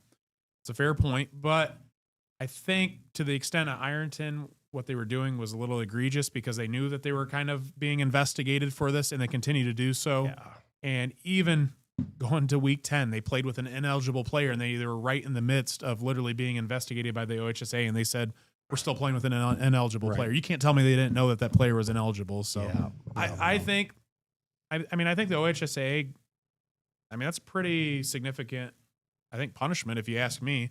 I mean, for the most part, I think a lot of these organizations, even the NCAA for the most part, it's not like everyone expects these organizations to lay the hammer down. And for the most part, I thought this was, 3 coaches that get banned from next year's playoffs, and, possibly maybe one of them their head coach, and, 3 years probation. The school gets fined $7,500, and they're banned from this year's playoffs, which they were expected to make a pretty deep playoff run. So I don't know. What are your guys' thoughts? Well, I agree with the one point of their title should be vacated. That's a no-brainer. If you played with illegal players, you should have to vacate that title. They should take that trophy out of the school. I think the reason they said it wasn't vacated is because the violations did not occur during last year, but it was over the span, I believe, of 7 to 8 years from like this year was one of them back to like 2018 or 19. Yeah. So there were some gap years. They said they weren't in violation, but still, Sure. That's just what was said. Sure, there wasn't. Yeah, that's the thing with me. If they were under investigation at all, their title should have been vacated. That doesn't give it to Liberty Center. And if I was a Liberty Center kid, I wouldn't want it. To be honest, no, we didn't win it, so I don't want it. We talked about that last week. But a little bit. But yeah, that's I don't know. Whether the punishment's harsh enough. I mean, you're on 3 years of probation. Do they get to play in the playoffs next year? They shouldn't get to play in the playoffs the next 3 years. That's what they do in college. They ban them from the playoffs. I mean, for me, looking at this for high school penalty, I guess it's serviceable. You'd probably like to see maybe just a tad bit more harsh, but for high school, I would say, we're not talking about Ohio State or Miami of Florida here. We're talking about high school. All the fines and bans, I definitely agree with. As Coach said, you don't give the title to Liberty Center because what are they going to do? Hey, we played the game on the field, we lost. I mean, we don't. I don't want that. What the heck with that?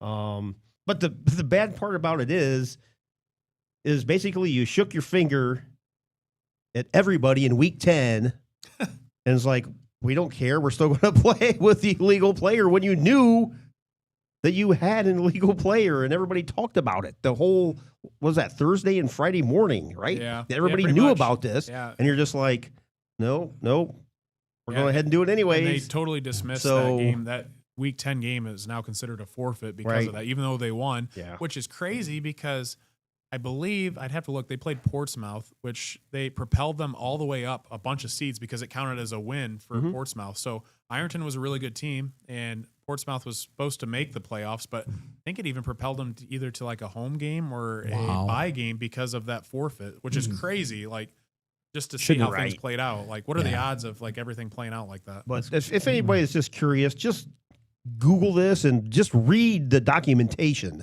It may take you a while to do so, but if you're really interested in this situation, just read the documentation on like all this stuff that happened. And some of us just, it's interesting to follow. Like the whole, really is. If you're a high school, the whole apartment thing is just like totally bizarre. Was that true and verified? I don't know. I believe it was. So with the apartment thing, supposedly there was an apartment complex where families could transfer into, and that's where their permanent residence could be in order to go to the school like legally. But I don't know. It was just pretty interesting to me. Covered it a little bit on NWO Sports because you really don't see like a story like this in OHSAA all that often, where they're kind of laying down the hammer per se and giving punishments, and so it's pretty interesting. So I mean, I could open up a whole nother can of worms when it comes to recruiting, period. But to me, if you recruit, you're Division I, period. I don't care if you're we've got 60 kids in your school or if you got 600 kids in your school. If you recruit, you're playing Division I ball. End of story. Yeah, but that's for another day. All right, guys, the last hot take that was submitted, and again, this is kind of a more fun one, but with playoffs right around the corner, what town or location are you most looking forward to visiting? Maybe a go-to restaurant, a favorite dessert spot, or even a food truck that sets up at one of the games? I don't know. I've been definitely looking forward. I would love to go to either Columbus Grove or Liberty Center and maybe see a light show, if they're allowed to do it, OHSAA. But as far as go-to restaurant, when we go to Finley, we always go get the barbecue Miller's joint. Meats. We always go there, so that's always cool. We go to Donnell. That's where I used to go in college, and that's a pretty solid place. That's a great. Although last year, I think Coach was starting to get sick. Yeah, I was getting sick. Was there? Yeah, he sat down and he started eating. He's like, I'm not feeling good. I slept the whole way home. He suffered through the whole Friday night and even on the way back. I think it was Columbus Grove, and I don't remember who it was. Might have been PH. Patrick Henry and Hopewell Loudon. It's PH. Yep. Yeah, I think for me, like, I'd love to get back to Finley. It's where I went to college, was there a long time. It's a great city and, great venue too. We always talk about Finley. If one of these teams makes it to the neutral site at Donnell, press box is amazing. The facility is amazing. It's a double decker. They got a bathroom upstairs, plenty of food too. And a great time. Thinking food or vendors. I mean, it wouldn't be bad to get back to Paulding. We didn't go to Paulding this year for those smoked wings. Those are pretty good. Yeah. Fairview always does a good job. So Fairview they always have a good spread there for food. But Keith, you got anyone? Dessert spot? I don't know. We always at least hit Finley up at least once, if not twice. This year we'll probably hit Liberty Center at least once, I would assume. And nothing like a good old Pisanello's pizza at that old school pizza place in downtown Liberty Center.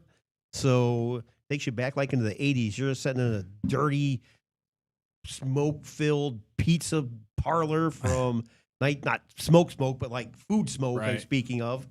And, it's just, once you walk into a place like that, you know the food is good, and that pizza is to die I for. haven't tried. I've never had it. Oh, it's before, delicious. so- And you get Absolutely. grandma's cookies at the barn there, the Yeah. restaurant or the Yeah. gas station there. Yeah. Yeah. Yep. And we stopped at there after, was it last year that we went? Or were we coming back from somewhere? I think we Right, were I'm coming coming back. from somewhere. But- Swung in there. Yeah, I guess we'll have to see how things play out. Right. It's always a good time when we go to the playoff games, and I even like going to Wendy's. We stopped after I think we went to Clay High School for Liberty Center, and I don't remember who the other team was. Was it Oak Harbor maybe or something? Might have been. I don't But we went remember. there, and even just stopping at Wendy's, we had a good time. So Well, you know, even when we stopped at Ottawa on the way back, Oh, the and gas station. the gas station goofy attendant, guy working guy at the there. gas station. I don't There were a remember lot what he of was good even memories talking and about for stories. 3 or 4 minutes. We're like, what is this guy talking about? Jeez. But no, yeah, I think for the most part, if we could get back to Finley's pretty solid. And Miller's Meats, Yeah. It's kind of close to the college there, and it's got some really good barbecue, and Mhm. you can't go wrong with anything you get there. The big old chicken sandwich is about 17 pounds. Yep. All right, that concludes our hot takes. So continue to send those in. We're on to our special segment, the buy or sell segment. So similar to hot takes, these statements are submitted, and we have one of two options. The first one is we're going to buy, which means we agree with it, kind of give a little bit of a brief description as to why, or we disagree with it, and we're going to sell on the statement. So we have two options. It gets pretty fun with this, too. So how it'll work, I'll read the statement, and then I'll pick one of these guys at random or myself to kick things off and kind of catch guys, off guard maybe a little bit. But we'll keep things fun and light. All right. The first buy or sell of the season is there should be no kickoff in high school. Just take the ball at the 25-yard line. Keith. We got to do it at the same time, Keith.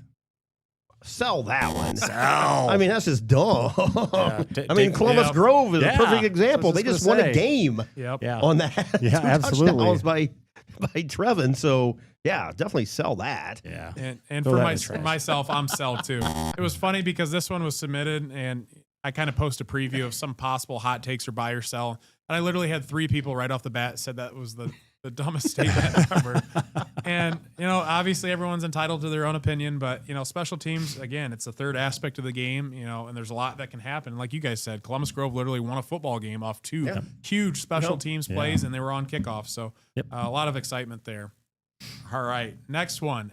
Adding a bowl game at a neutral site for the 13 seed versus the 14 seed team. So the teams that just miss out on the playoffs. Tony, Sell. why are you selling? Because you're only having 12 teams in the playoff. Don't keep adding teams back in because, let's have one for the 15 and 16. Let's have one for the 17 and 18. No. You got 12, keep it at 12. Yeah. Keith, Yeah, sell that one. I mean, if you're not making the playoffs and all these kids are in winter sports, they've already mentally checked out and moved on to the winter sport. So no reason to drag them through practice for a whole nother week in a meaningless game. Yeah. and myself, I'm selling. I agree with you guys. I mean, why would you want to play in this game? It's basically a participation game, and the should be called the Shucks guys. We almost made it bowl. This kind of reminds me, when I was playing at Finley in the conference, a similar bowl game. If you finish second in the conference, you got to go play in this bowl game in Gary, Indiana. And Oh my it was gosh. like 3 or 4 weeks after the regular season was over. So Oh, man. no one wanted to play in that. So everyone on the team either wanted to finish first in the conference or third in the conference. They did not finish second because no one wanted to go to Gary, Indiana in the middle of December to go play a football game for bragging Nothing. rights. Yeah, Yeah, for for nothing. nothing. And to stay on campus for that much longer when you can go home for winter break. Yeah, for So- during Christmas break. yeah, I'm selling on that one.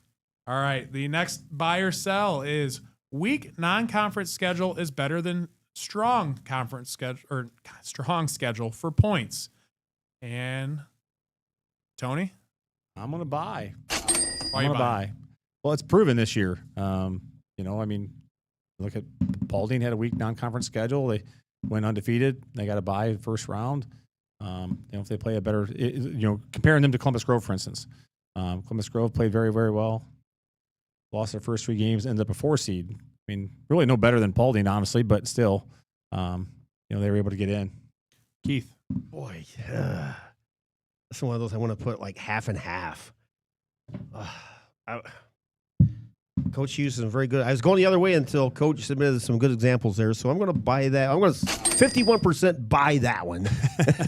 But yeah, that's tough. I mean, to me, do you go 10-0 and you got some cupcakes, non-conference wise, and you finish 10-0 and you still make the playoffs, or would you rather go, say, like Columbus Grove? I think those early losses probably fueled their fire for the run they're on now. So that's an accurate statement. I mean, the example you're getting ready to give proves the point. I mean, my point. But yeah, I would 51% buy that, 50.5% buy that one. I would agree with you, Keith. I think I'm going to buy it, and I'm going to get into the example as to why. And it goes to Harvest Prep. So a powerhouse school in Division 5. This school went 4-5, technically 4-3 because they lost to an 8-2 Huron Heights, Ontario school out of Canada, 34-37, but it's not counting OHSAA point standings. I don't know why they scheduled this. I mean, I get scheduling tough competition, but why schedule a Canadian team when it doesn't even count for any points at all? That's bizarre. Right. They played the 3rd toughest strength of schedule in all of Division 5, and that's not even counting this Huron Heights game in Canada because playing a team out of the country throws everything off. So it's most likely the toughest schedule because this Canadian team is pretty solid. They've only played one school in their division, which is Division 5. They all played they played 4 Division 2 schools, including the reigning Division 3 state champion from last year in Bishop Watterson and the reigning Division 4 state runner-up in Sandusky Perkins, which is incredible. And they're ranked the 6th best team in Division 5 according to Fantastic 50, and they missed the playoffs. Wow. At 4-5. And I'm like, why in the world? I mean, you have potential there, and you don't even play teams in your division. You like right here, it said playing 4 Division 2 schools. I mean, I get scheduling some tougher some tougher opponents, but man, don't play such a gauntlet of a schedule where you miss out on an opportunity to even make the playoffs. Well, number one, I guess I don't know who would be held accountable for that, but why would you schedule a game that you get nothing from? Yeah. I mean, to me, if I'm playing a team from Canada, like, do they even play by our rules or do they play by Canadian Football League rule, you know? Like, I don't even know how that works. And now, I'm not sure, too, if they also schedule this because I believe that Harvest Prep, because they're kind of in their own category of school, I think they're a parochial school. Yeah. They're independent, so they don't play in a conference. I believe so. Maybe they had a hard time scheduling an opponent. They just needed someone to play, but still, like, why would you not even try to find – even an easier opponent just to get some computer points. Well, I mean, you end up kind of like a North Central was, a few years ago when they didn't have anybody to play because they weren't in a conference. They were traveling big distances to play some games, right? So I don't know.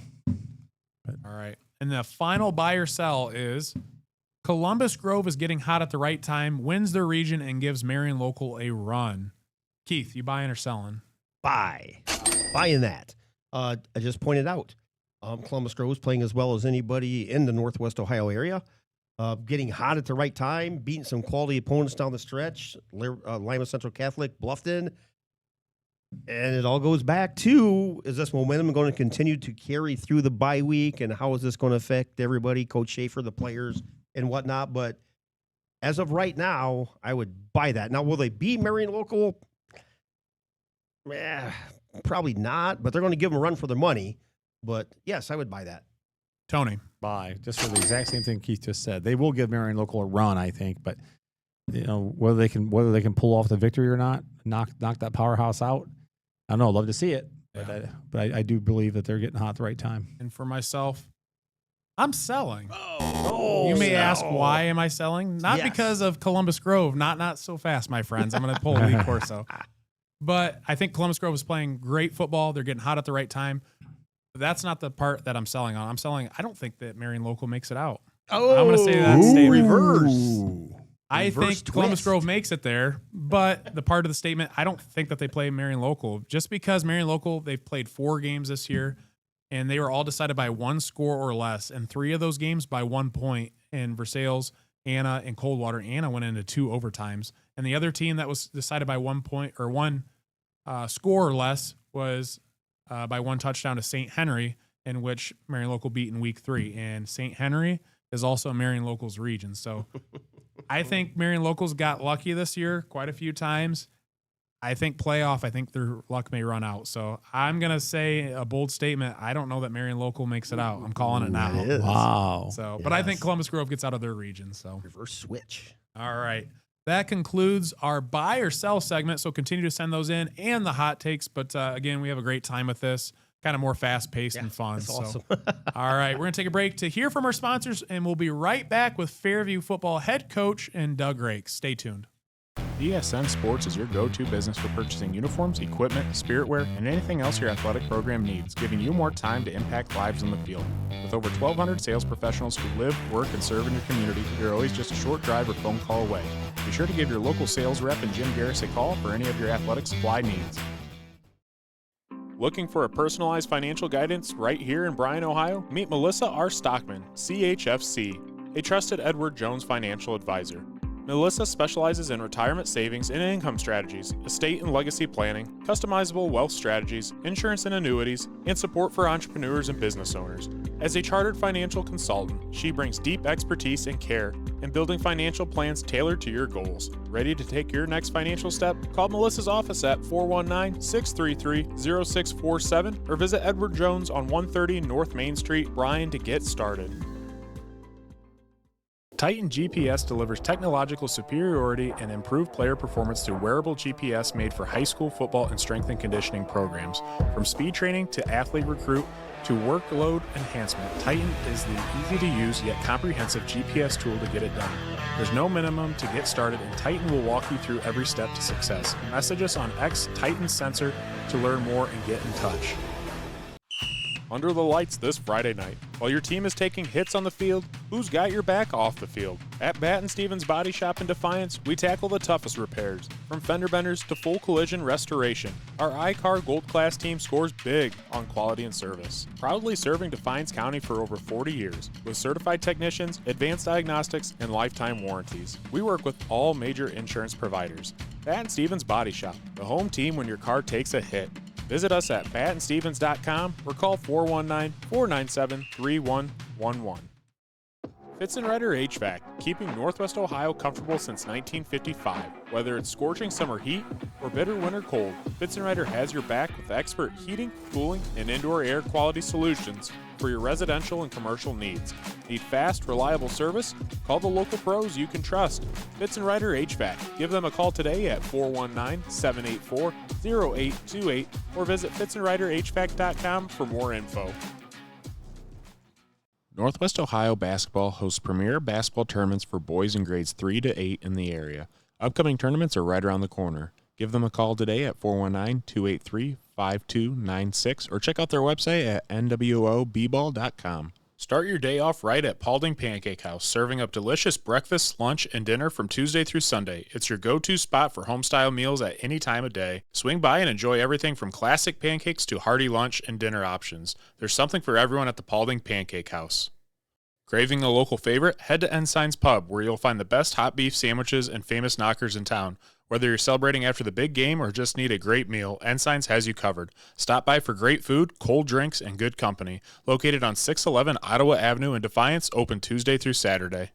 Welcome back to the NWO Sports Podcast, and we are here with special guest and head coach of the Fairview Apaches and Coach Doug Rakes. So, Coach, thanks for joining us. Yeah, thanks for having me, guys. All right. First off, just want to congratulate you. Outstanding 9-1 regular season. When you look back at the past 10 weeks, what really stands out most to you about this group and the way they've competed all year? Oh boy, you start with the seniors and the leadership, and really we kind of started off a little sluggish against Wasion, and credit to them, but, just some growing pains. And, I think you're reminded as a coach that you're still dealing with 16, 17, 18-year-old kids, and they get nerves and things like that. And, after that, I thought we played really well against a physical Delta team. I thought one of the keys to that was that we were able to come out and I thought kind of match their physicality, which is, I think, big for a spread team, because I think there are times where if you're throwing the ball and you're spreading it around like that, I think sometimes if you don't really, really push the physicality, there's a tendency to become known as more of a finesse team. And Sure. That's why I really like that Delta game and coaching against Mike Vickers' coach team, because you're going to have to bring that physicality in order to compete. And I thought we were able to do that. And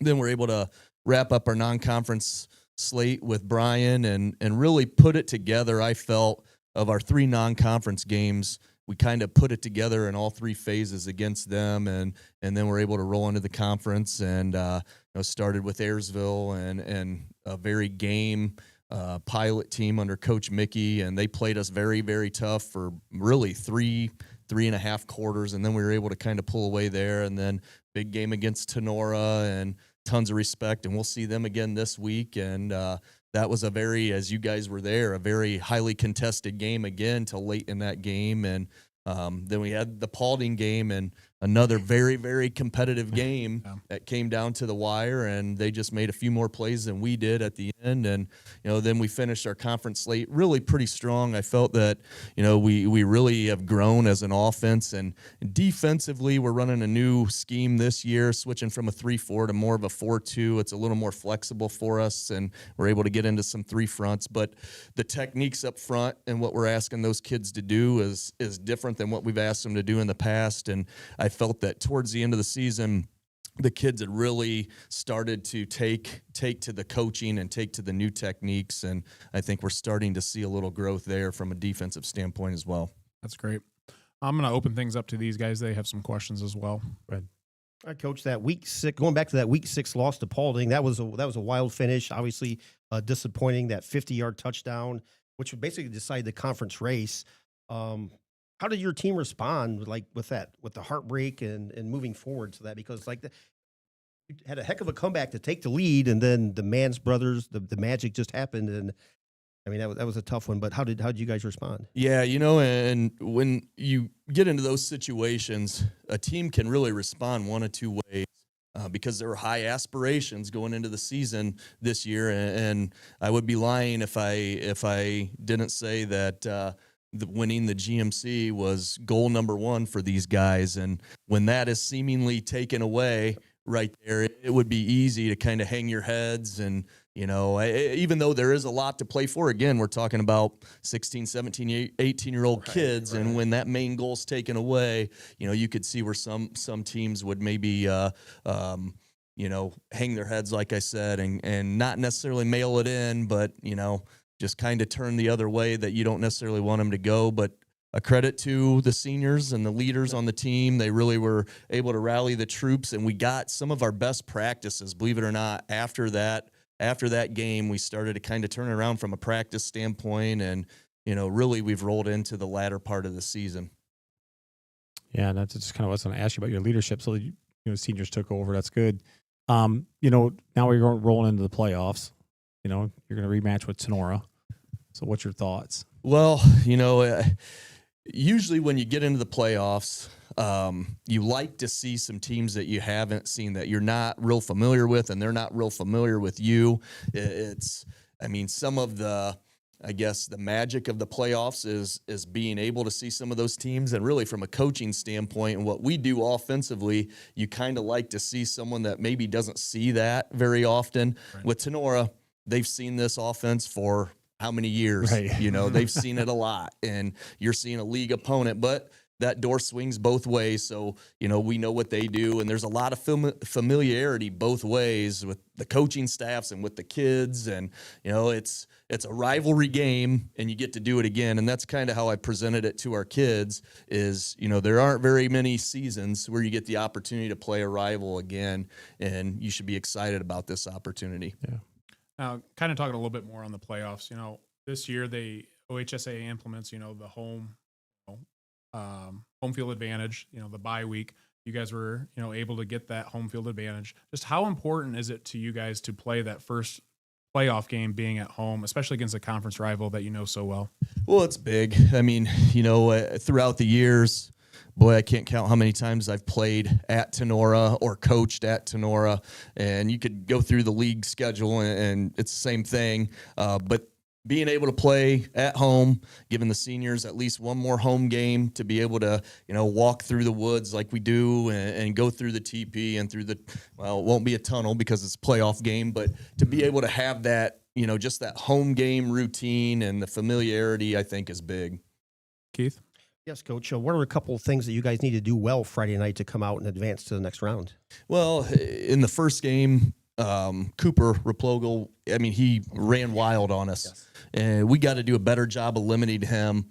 And, I thought we did a pretty good job with our pass defense the first game. I think we maybe allowed a little under 150 yards passing, which against a pretty strong passing attack like Tinora has, I thought was pretty good. But we need to do a lot better job against their running attack. And from an offensive standpoint, I don't know if you can expect to see the exact look that they gave us the first time, and we have some film, from the Paulding game. They tried some different things, and I would imagine that we're going to see some of that, like some maybe two guys spying, and I saw maybe even a 2-2 type look where just rushing a couple guys. Some of the things that the old Tinora defense used to do to Ryan Radcliffe and those kinds of things. And, so we got to be prepared for everything, and really it's going to come down to executing. No matter what look we get, okay, we have to be able to execute what we do. Just like playing checkers or chess. Absolutely. Yeah, so getting into some player highlights, let's talk about Will Zedike for a minute. 3,000 passing yards, 33 touchdowns. He's completing 65% of his throws. What's made him so effective leading your offense this year, and how has he grown over the year? Yeah, it's if you look at it from, when I came back his sophomore year and switching offenses, and that was, we've talked about this before when I've been with you guys. At that point, I believe it was like their fourth offense in 2 years or something along those lines. And just, I think that consistency with him has helped over the years. But, at first, he's a smart kid, so he's able to catch on quickly, and he's athletic, so he's able to escape some trouble, and his legs are always going to be a weapon for us. But I think where he's grown the most is his decision-making, where he used to run at the first sight of pressure. Now he's running more if things aren't there in the passing game. In the latter part of the season, we haven't called very many designed runs for him. Most of the running yards or rushing yards that he's getting are just getting out of trouble, getting out of maybe bad play calls, or, something that maybe a receiver didn't break the route properly or didn't adjust the route properly, or the defense just covered very well. And instead of forcing, like maybe he did last year a little bit, he's grown, and he's either throwing the ball away or he's running for yards, or, he's going to his second or third or sometimes even fourth reads. So, just the growth from the decision-making and understanding what we want to do and how we want to attack, I think is the biggest area of maturity that he's shown. I thought it was kind of cool. We were discussing, off air. I believe Keith found something on Yappy Sports, right? Yeah. There was a discussion post from, years ago? I think that it was the year you took over as a coach. Somebody asked what the varsity quarterback situation was like, and they're like, well, it's not too promising, but we have a 7th grader that's coming up, and he looks like it could be the real deal. And it's like, we look now at it, kind of cool to see things come full 5-6 years circle, later, so. and it was pretty cool to see. Yeah. And Will, I know his family. I coached his older brother, and heck, his dad, when I was a kid, my grandma and his dad worked together at the Zeller's Foundry out here in Defiance. And Russell, his dad, would babysit me and his aunt. So there's a family connection that goes way back. So I've known William since he was just a little kid. Just continuing with some player highlights. You can't talk Will Zedike without, mentioning Logan Olinger too. Just had a monster season, 73 receptions, over 1,000 receiving yards, 13 receiving touchdowns. Just what can you say about the chemistry between these two and how it drives your offense.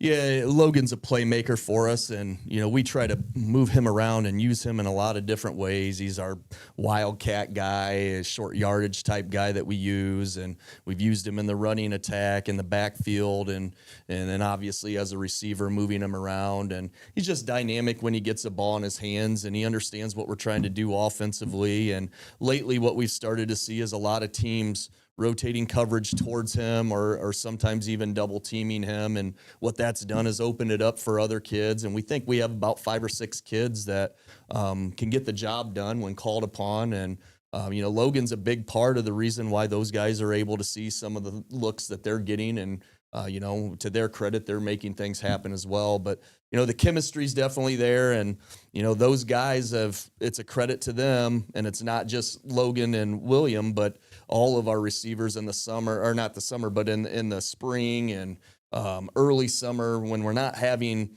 organized football things, those guys are asking for footballs and asking, can we come out and can we throw? And those guys have done a great job of just doing stuff on their own. That's awesome. Keith? Yeah, Coach, tell us about some of the guys that we don't talk about on the podcast. You don't see in the Crescent News or the Bryan Times. Who are some of the unsung heroes of the Apaches this year? We have a lot of them. And if you start at some of the receiver positions, and this kid is starting to get a little more notoriety, but he's still one of those guys that you're talking about. What I would say is an unsung hero, and that's John Huffman.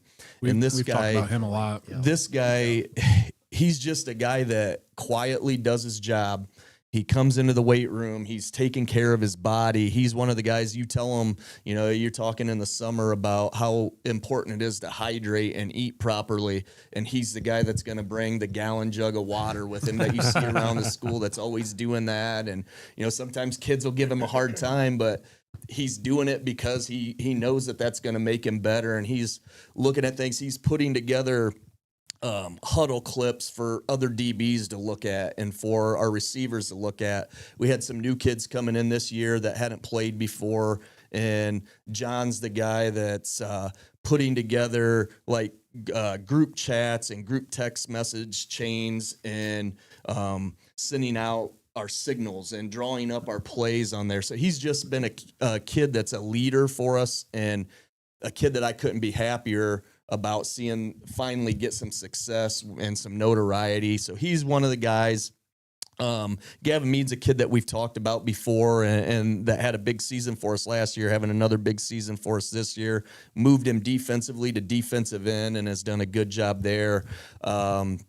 You got Brody Williams, who's a kid that he's not having as big of a season offensively as he did last year, but a bigger season defensively for us. We've asked him to rotate a little bit more offensively to get Shady Fritch involved a little bit more and get him some experience. And Gavin Garza, we've moved from the running back position to a wide receiver position, and he's doing a good job for us there.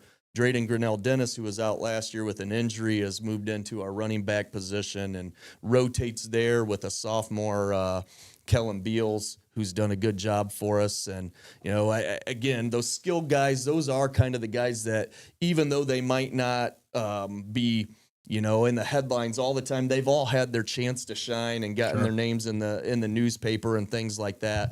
But the offensive line, as you guys know, none of that's possible without those guys. And we've really been banged up from the beginning of the year until really within the last couple of weeks, finally starting to get back and healthy and get some continuity and some consistency with the starters up front. And those guys have done a good job. Adam Spangler seems to have been the kid that's been the consistent, and he's a senior captain for us, starts at left tackle.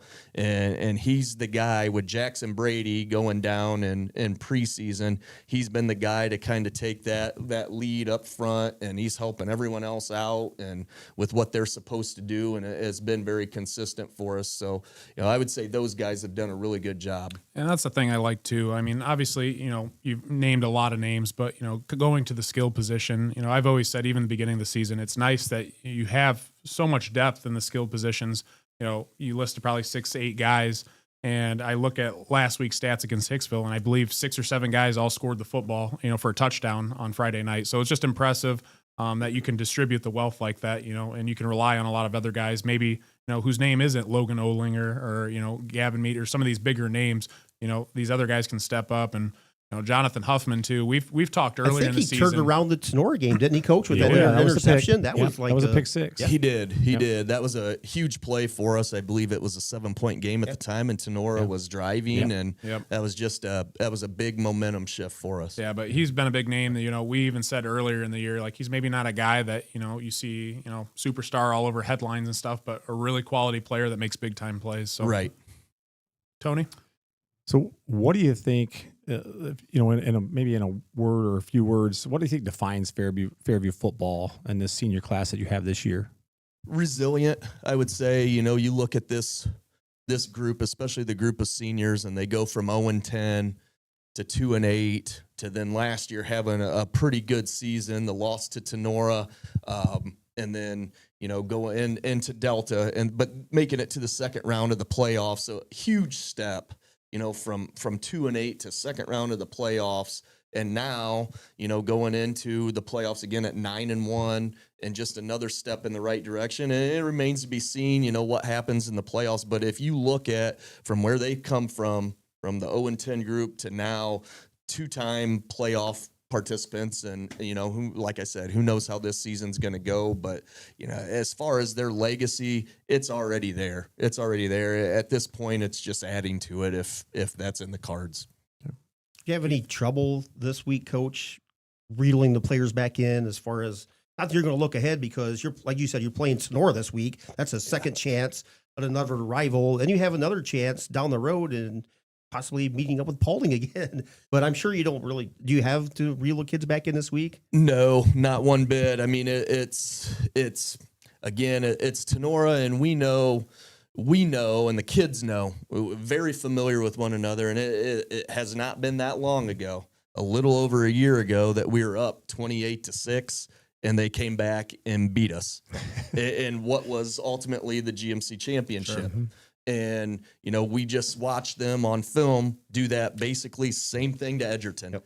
So there is no looking at all hands on deck this week for the Tinora game. And they're absolutely a team that we have a ton of respect for. That's another team another thing about this team is, you look at the record, and it's one of the most deceiving records in the area. They play one of the toughest non-conference slates around, and then 2 losses in the league to us and Paulding. And our game was very competitive with them, and Paulding's what Paulding is. So, utmost respect for this team, and all focus is on them. And you talked about the big leads last year you guys had. You saw that disappear against Tinora. And then last week, as you said, will that change the way you coach in this game? Like, if you're up 35-0 at the half, are you still going to put the pedal to the metal and score 70 points if you can? Because, as you just said, you never can bury Tinora. They're never dead. Yeah, well, it's absolutely that. It has to be. There's no other way to do it with this group, because they have a never say die mentality. And that in order to beat them, you really have to cut the head off the snake, or you could get bit. Yep. Yeah. And I'm sure Coach Becker's going to totally respect you for that, because he knows, right? Okay, you're going to throw 50 on me. I understand. I got it. We just hope we can win by 1 point. Right. Is what we hope.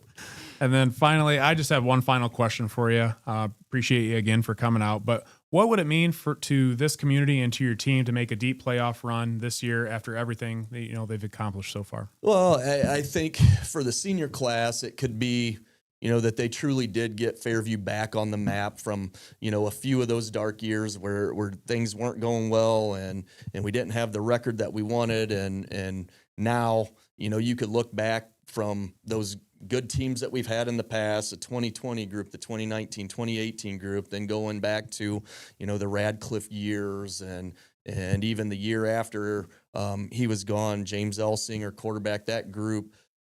I think that they could just look at it and be proud of what this team has done and what they've done in order to get Fairview back in the swing of things in Northwest Ohio.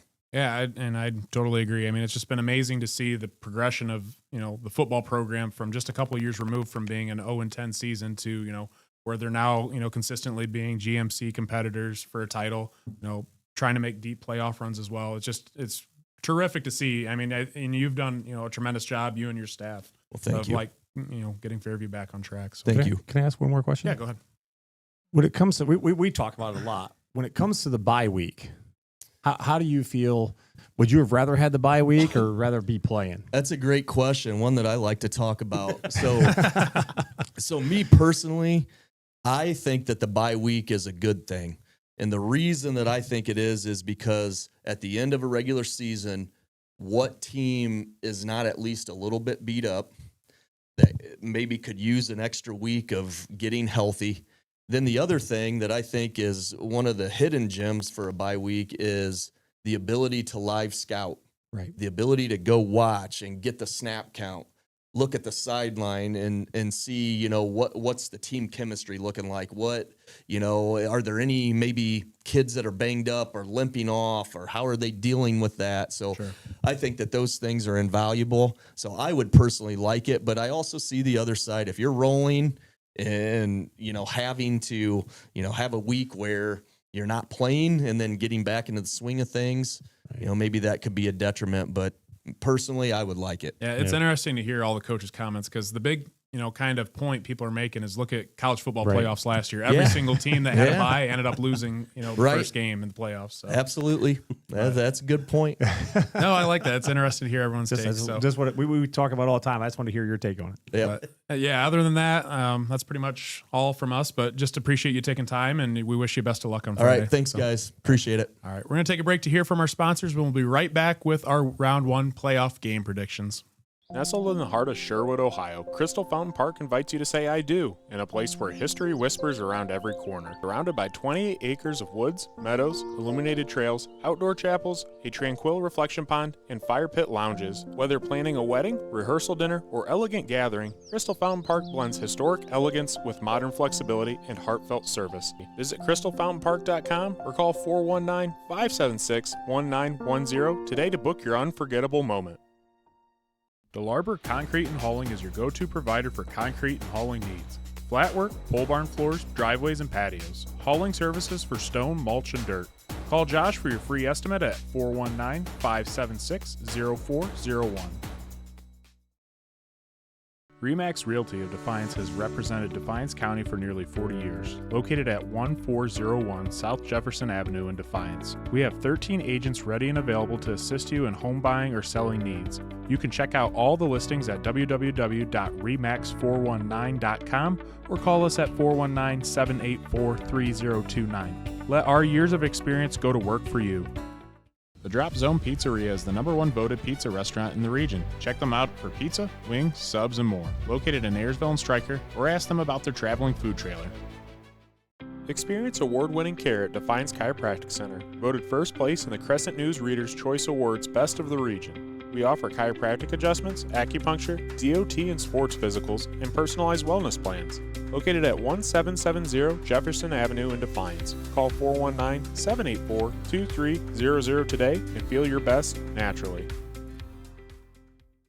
Check out Tinora Rams Live. Live events broadcast on YouTube and post-game results, articles, schedules, and more can all be found on TinoraRams.com. Feel free to look up their Twitter, Facebook, and Instagram pages as well. Need a home upgrade? Trust Gamble Home Improvements in Paulding. From kitchens to bathrooms, flooring, and more, quality craftsmanship every time. Call 419-670-8298. Visit gamblehomeimprovements.com or check out their Facebook page today. We're back on the NWO Sports Podcast, and we are on to round 1 playoff game predictions. So just a few here, but we'll list our predictions and see who's right and who's wrong. We're going to start things off with the 12 seed Delta at 5-5 travels to the 5 seed Liberty Benton 10-0. Again, Delta, awesome to see them squeak into the playoffs. They by a slim margin were able to get in. Play a very physical brand of football under Coach Vickers, Marcus Nagel, and Vincent Martinez, and those boys are going to run the football all day long. Liberty Benton, they have some athletes. I know we don't cover them as much with the Elkert brothers. Very athletic on the perimeter and at quarterback too. I think with all that being said, I think Liberty Benton gets the job done. The only reason I think Delta has a chance in this game is they can really control the clock, and limit the time of possession Liberty Benton's offense has. But I think Liberty Benton wins this one fairly big. I think you're right, Logan. I think that's the only reason it won't be a running clock is because Delta's going to try and control the clock via the ground. But outside of that, Liberty Benton wins big. Liberty Benton for me. And AJ and Matthew both had Liberty Benton. Next game, the 9 seed Carey travels to the 8 seed Patrick Henry, and this will be our NWO Sports game of the or radio of the week, game of the week. I'm sorry, and that can be available on YouTube or Network One Sports. But with this matchup, Carey, again, historically, one of the most physical teams in this part of the state. We've seen them play many of times in person over the years. This year, maybe not the same level that they've been, to their state championship team a couple of years ago, at 6-4, but still, you got to be able to respect their run attack and their physicality. On the flip side, playing at Patrick Henry is used to playing physical football under Coach Inselman. They play in the NWOAL, again, one of the better conferences probably in the state in division, your lower divisions, division 5, 6, 7. But Patrick Henry being at home, I think they take care of business. I think they really start to flow well, and I think things start to click on in the playoffs, especially being at home. So give me the Patriots. Yeah, as you said, Logan, we saw Carey last year in the playoffs at Tinora. They're not your typical GMC school. I mean, they're pretty tough. I think they're more like a Paulding team, probably, like very physical. Not as high-flying on the offensive side, but defensively they are. I think this game's going to be a little bit closer than what people think, but I think Patrick Henry comes out with a W. I like Patrick Henry since they're at home. I think they're going to take care of business. And AJ and Matthew both had Patrick Henry. Next game will be the 12 seed Tinora 5-5 at the 5 seed Fairview 9-1. This is going to be our NWO Sports game of the week. We'll be there live covering with Tinora Rams live, so be sure to tune in to YouTube and Network One Sports. But again, we just got done talking with Coach Rakes. It's tough a lot of times to beat the same team twice in a season. These two teams are very familiar with each other, and Coach Rakes just got done talking about it. With all that being said, I think Fairview's playing terrific football right now. I think they kind of, after that tough loss to Paulding, it's been all gas, no brakes for the Apaches. I think I'm going to go with Fairview. I think Fairview's going to win. They're going to put up a lot of points. As they kind of saw maybe from Edgerton last week against Tinora, they have to keep their foot on the gas the entire game long. If they start playing conservatively on offense, and they'll give Tinora a chance in the game, especially in the second half. I've never seen a team quite like Tinora over the last couple of years come back and win games like they do in the second half. So, you got to get up big early, and you got to continue that lead in the second half. So I think with that, I think Fairview wins. I think Fairview wins, baby, let's say 14-21. Again, shout out to Coach Rakes for coming over during a playoff week 1 game week, making the drive over here and talk to us. We've got to know Coach very well in the last 2-3 years. So kind of love him to death, very, very stand-up, fantastic coach. But looking at this matchup, being the homer that I am, of course, I think the regular season game was a lot closer on the field than the final score indicated. Mm-hmm. Rams had quite a few chances in the first half, and as we said, we asked Coach that Jonathan Huffman interception return, I think, was a game changer. Really not the same Tinora offense per se as we saw in the first matchup. I don't know that Tenora's going to run the ball for 270 yards or whatever it was, but I think this is going to be a close one over there at the reservation, and I think the Rams get revenge and they move on to the second round. I'm taking Tinora. Yeah, I think Tinora, like you said, Keith, in the first game, that's different if Jonathan Huffman doesn't take that thing to the house. Yeah. But it was just going to the well too many times, and we threw that same pass a few times, and he just jumped that route.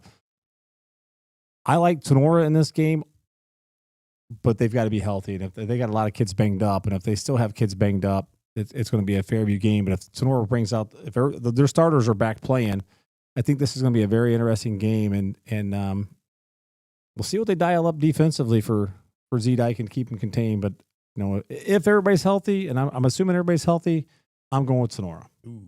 And Matthew had Fairview, so we're pretty split on that. But yeah, just one final thing. I think with obviously whoever's got the more healthy kids is going to pull out. But yeah, just to clarify, I think Fairview wins by 14 to 21 points. Locker room material there. We'll see. Next game, The 9 seed Edgerton 6-4 travels to the 8 seed Edon 8-2. We saw Edgerton play last week with Maddox Baker. Hopefully he's able to play and participate in this game. Huge component to that Bulldogs team. My decision's based on that. If Maddox plays, I think Edgerton has a really good shot at winning this game. I think if he's out, I think then Edon's, the heavy favorite. But because there's, some uncertainty there and Edon's playing really good football right now, I'm going to take the Bombers. So I'm going Edon.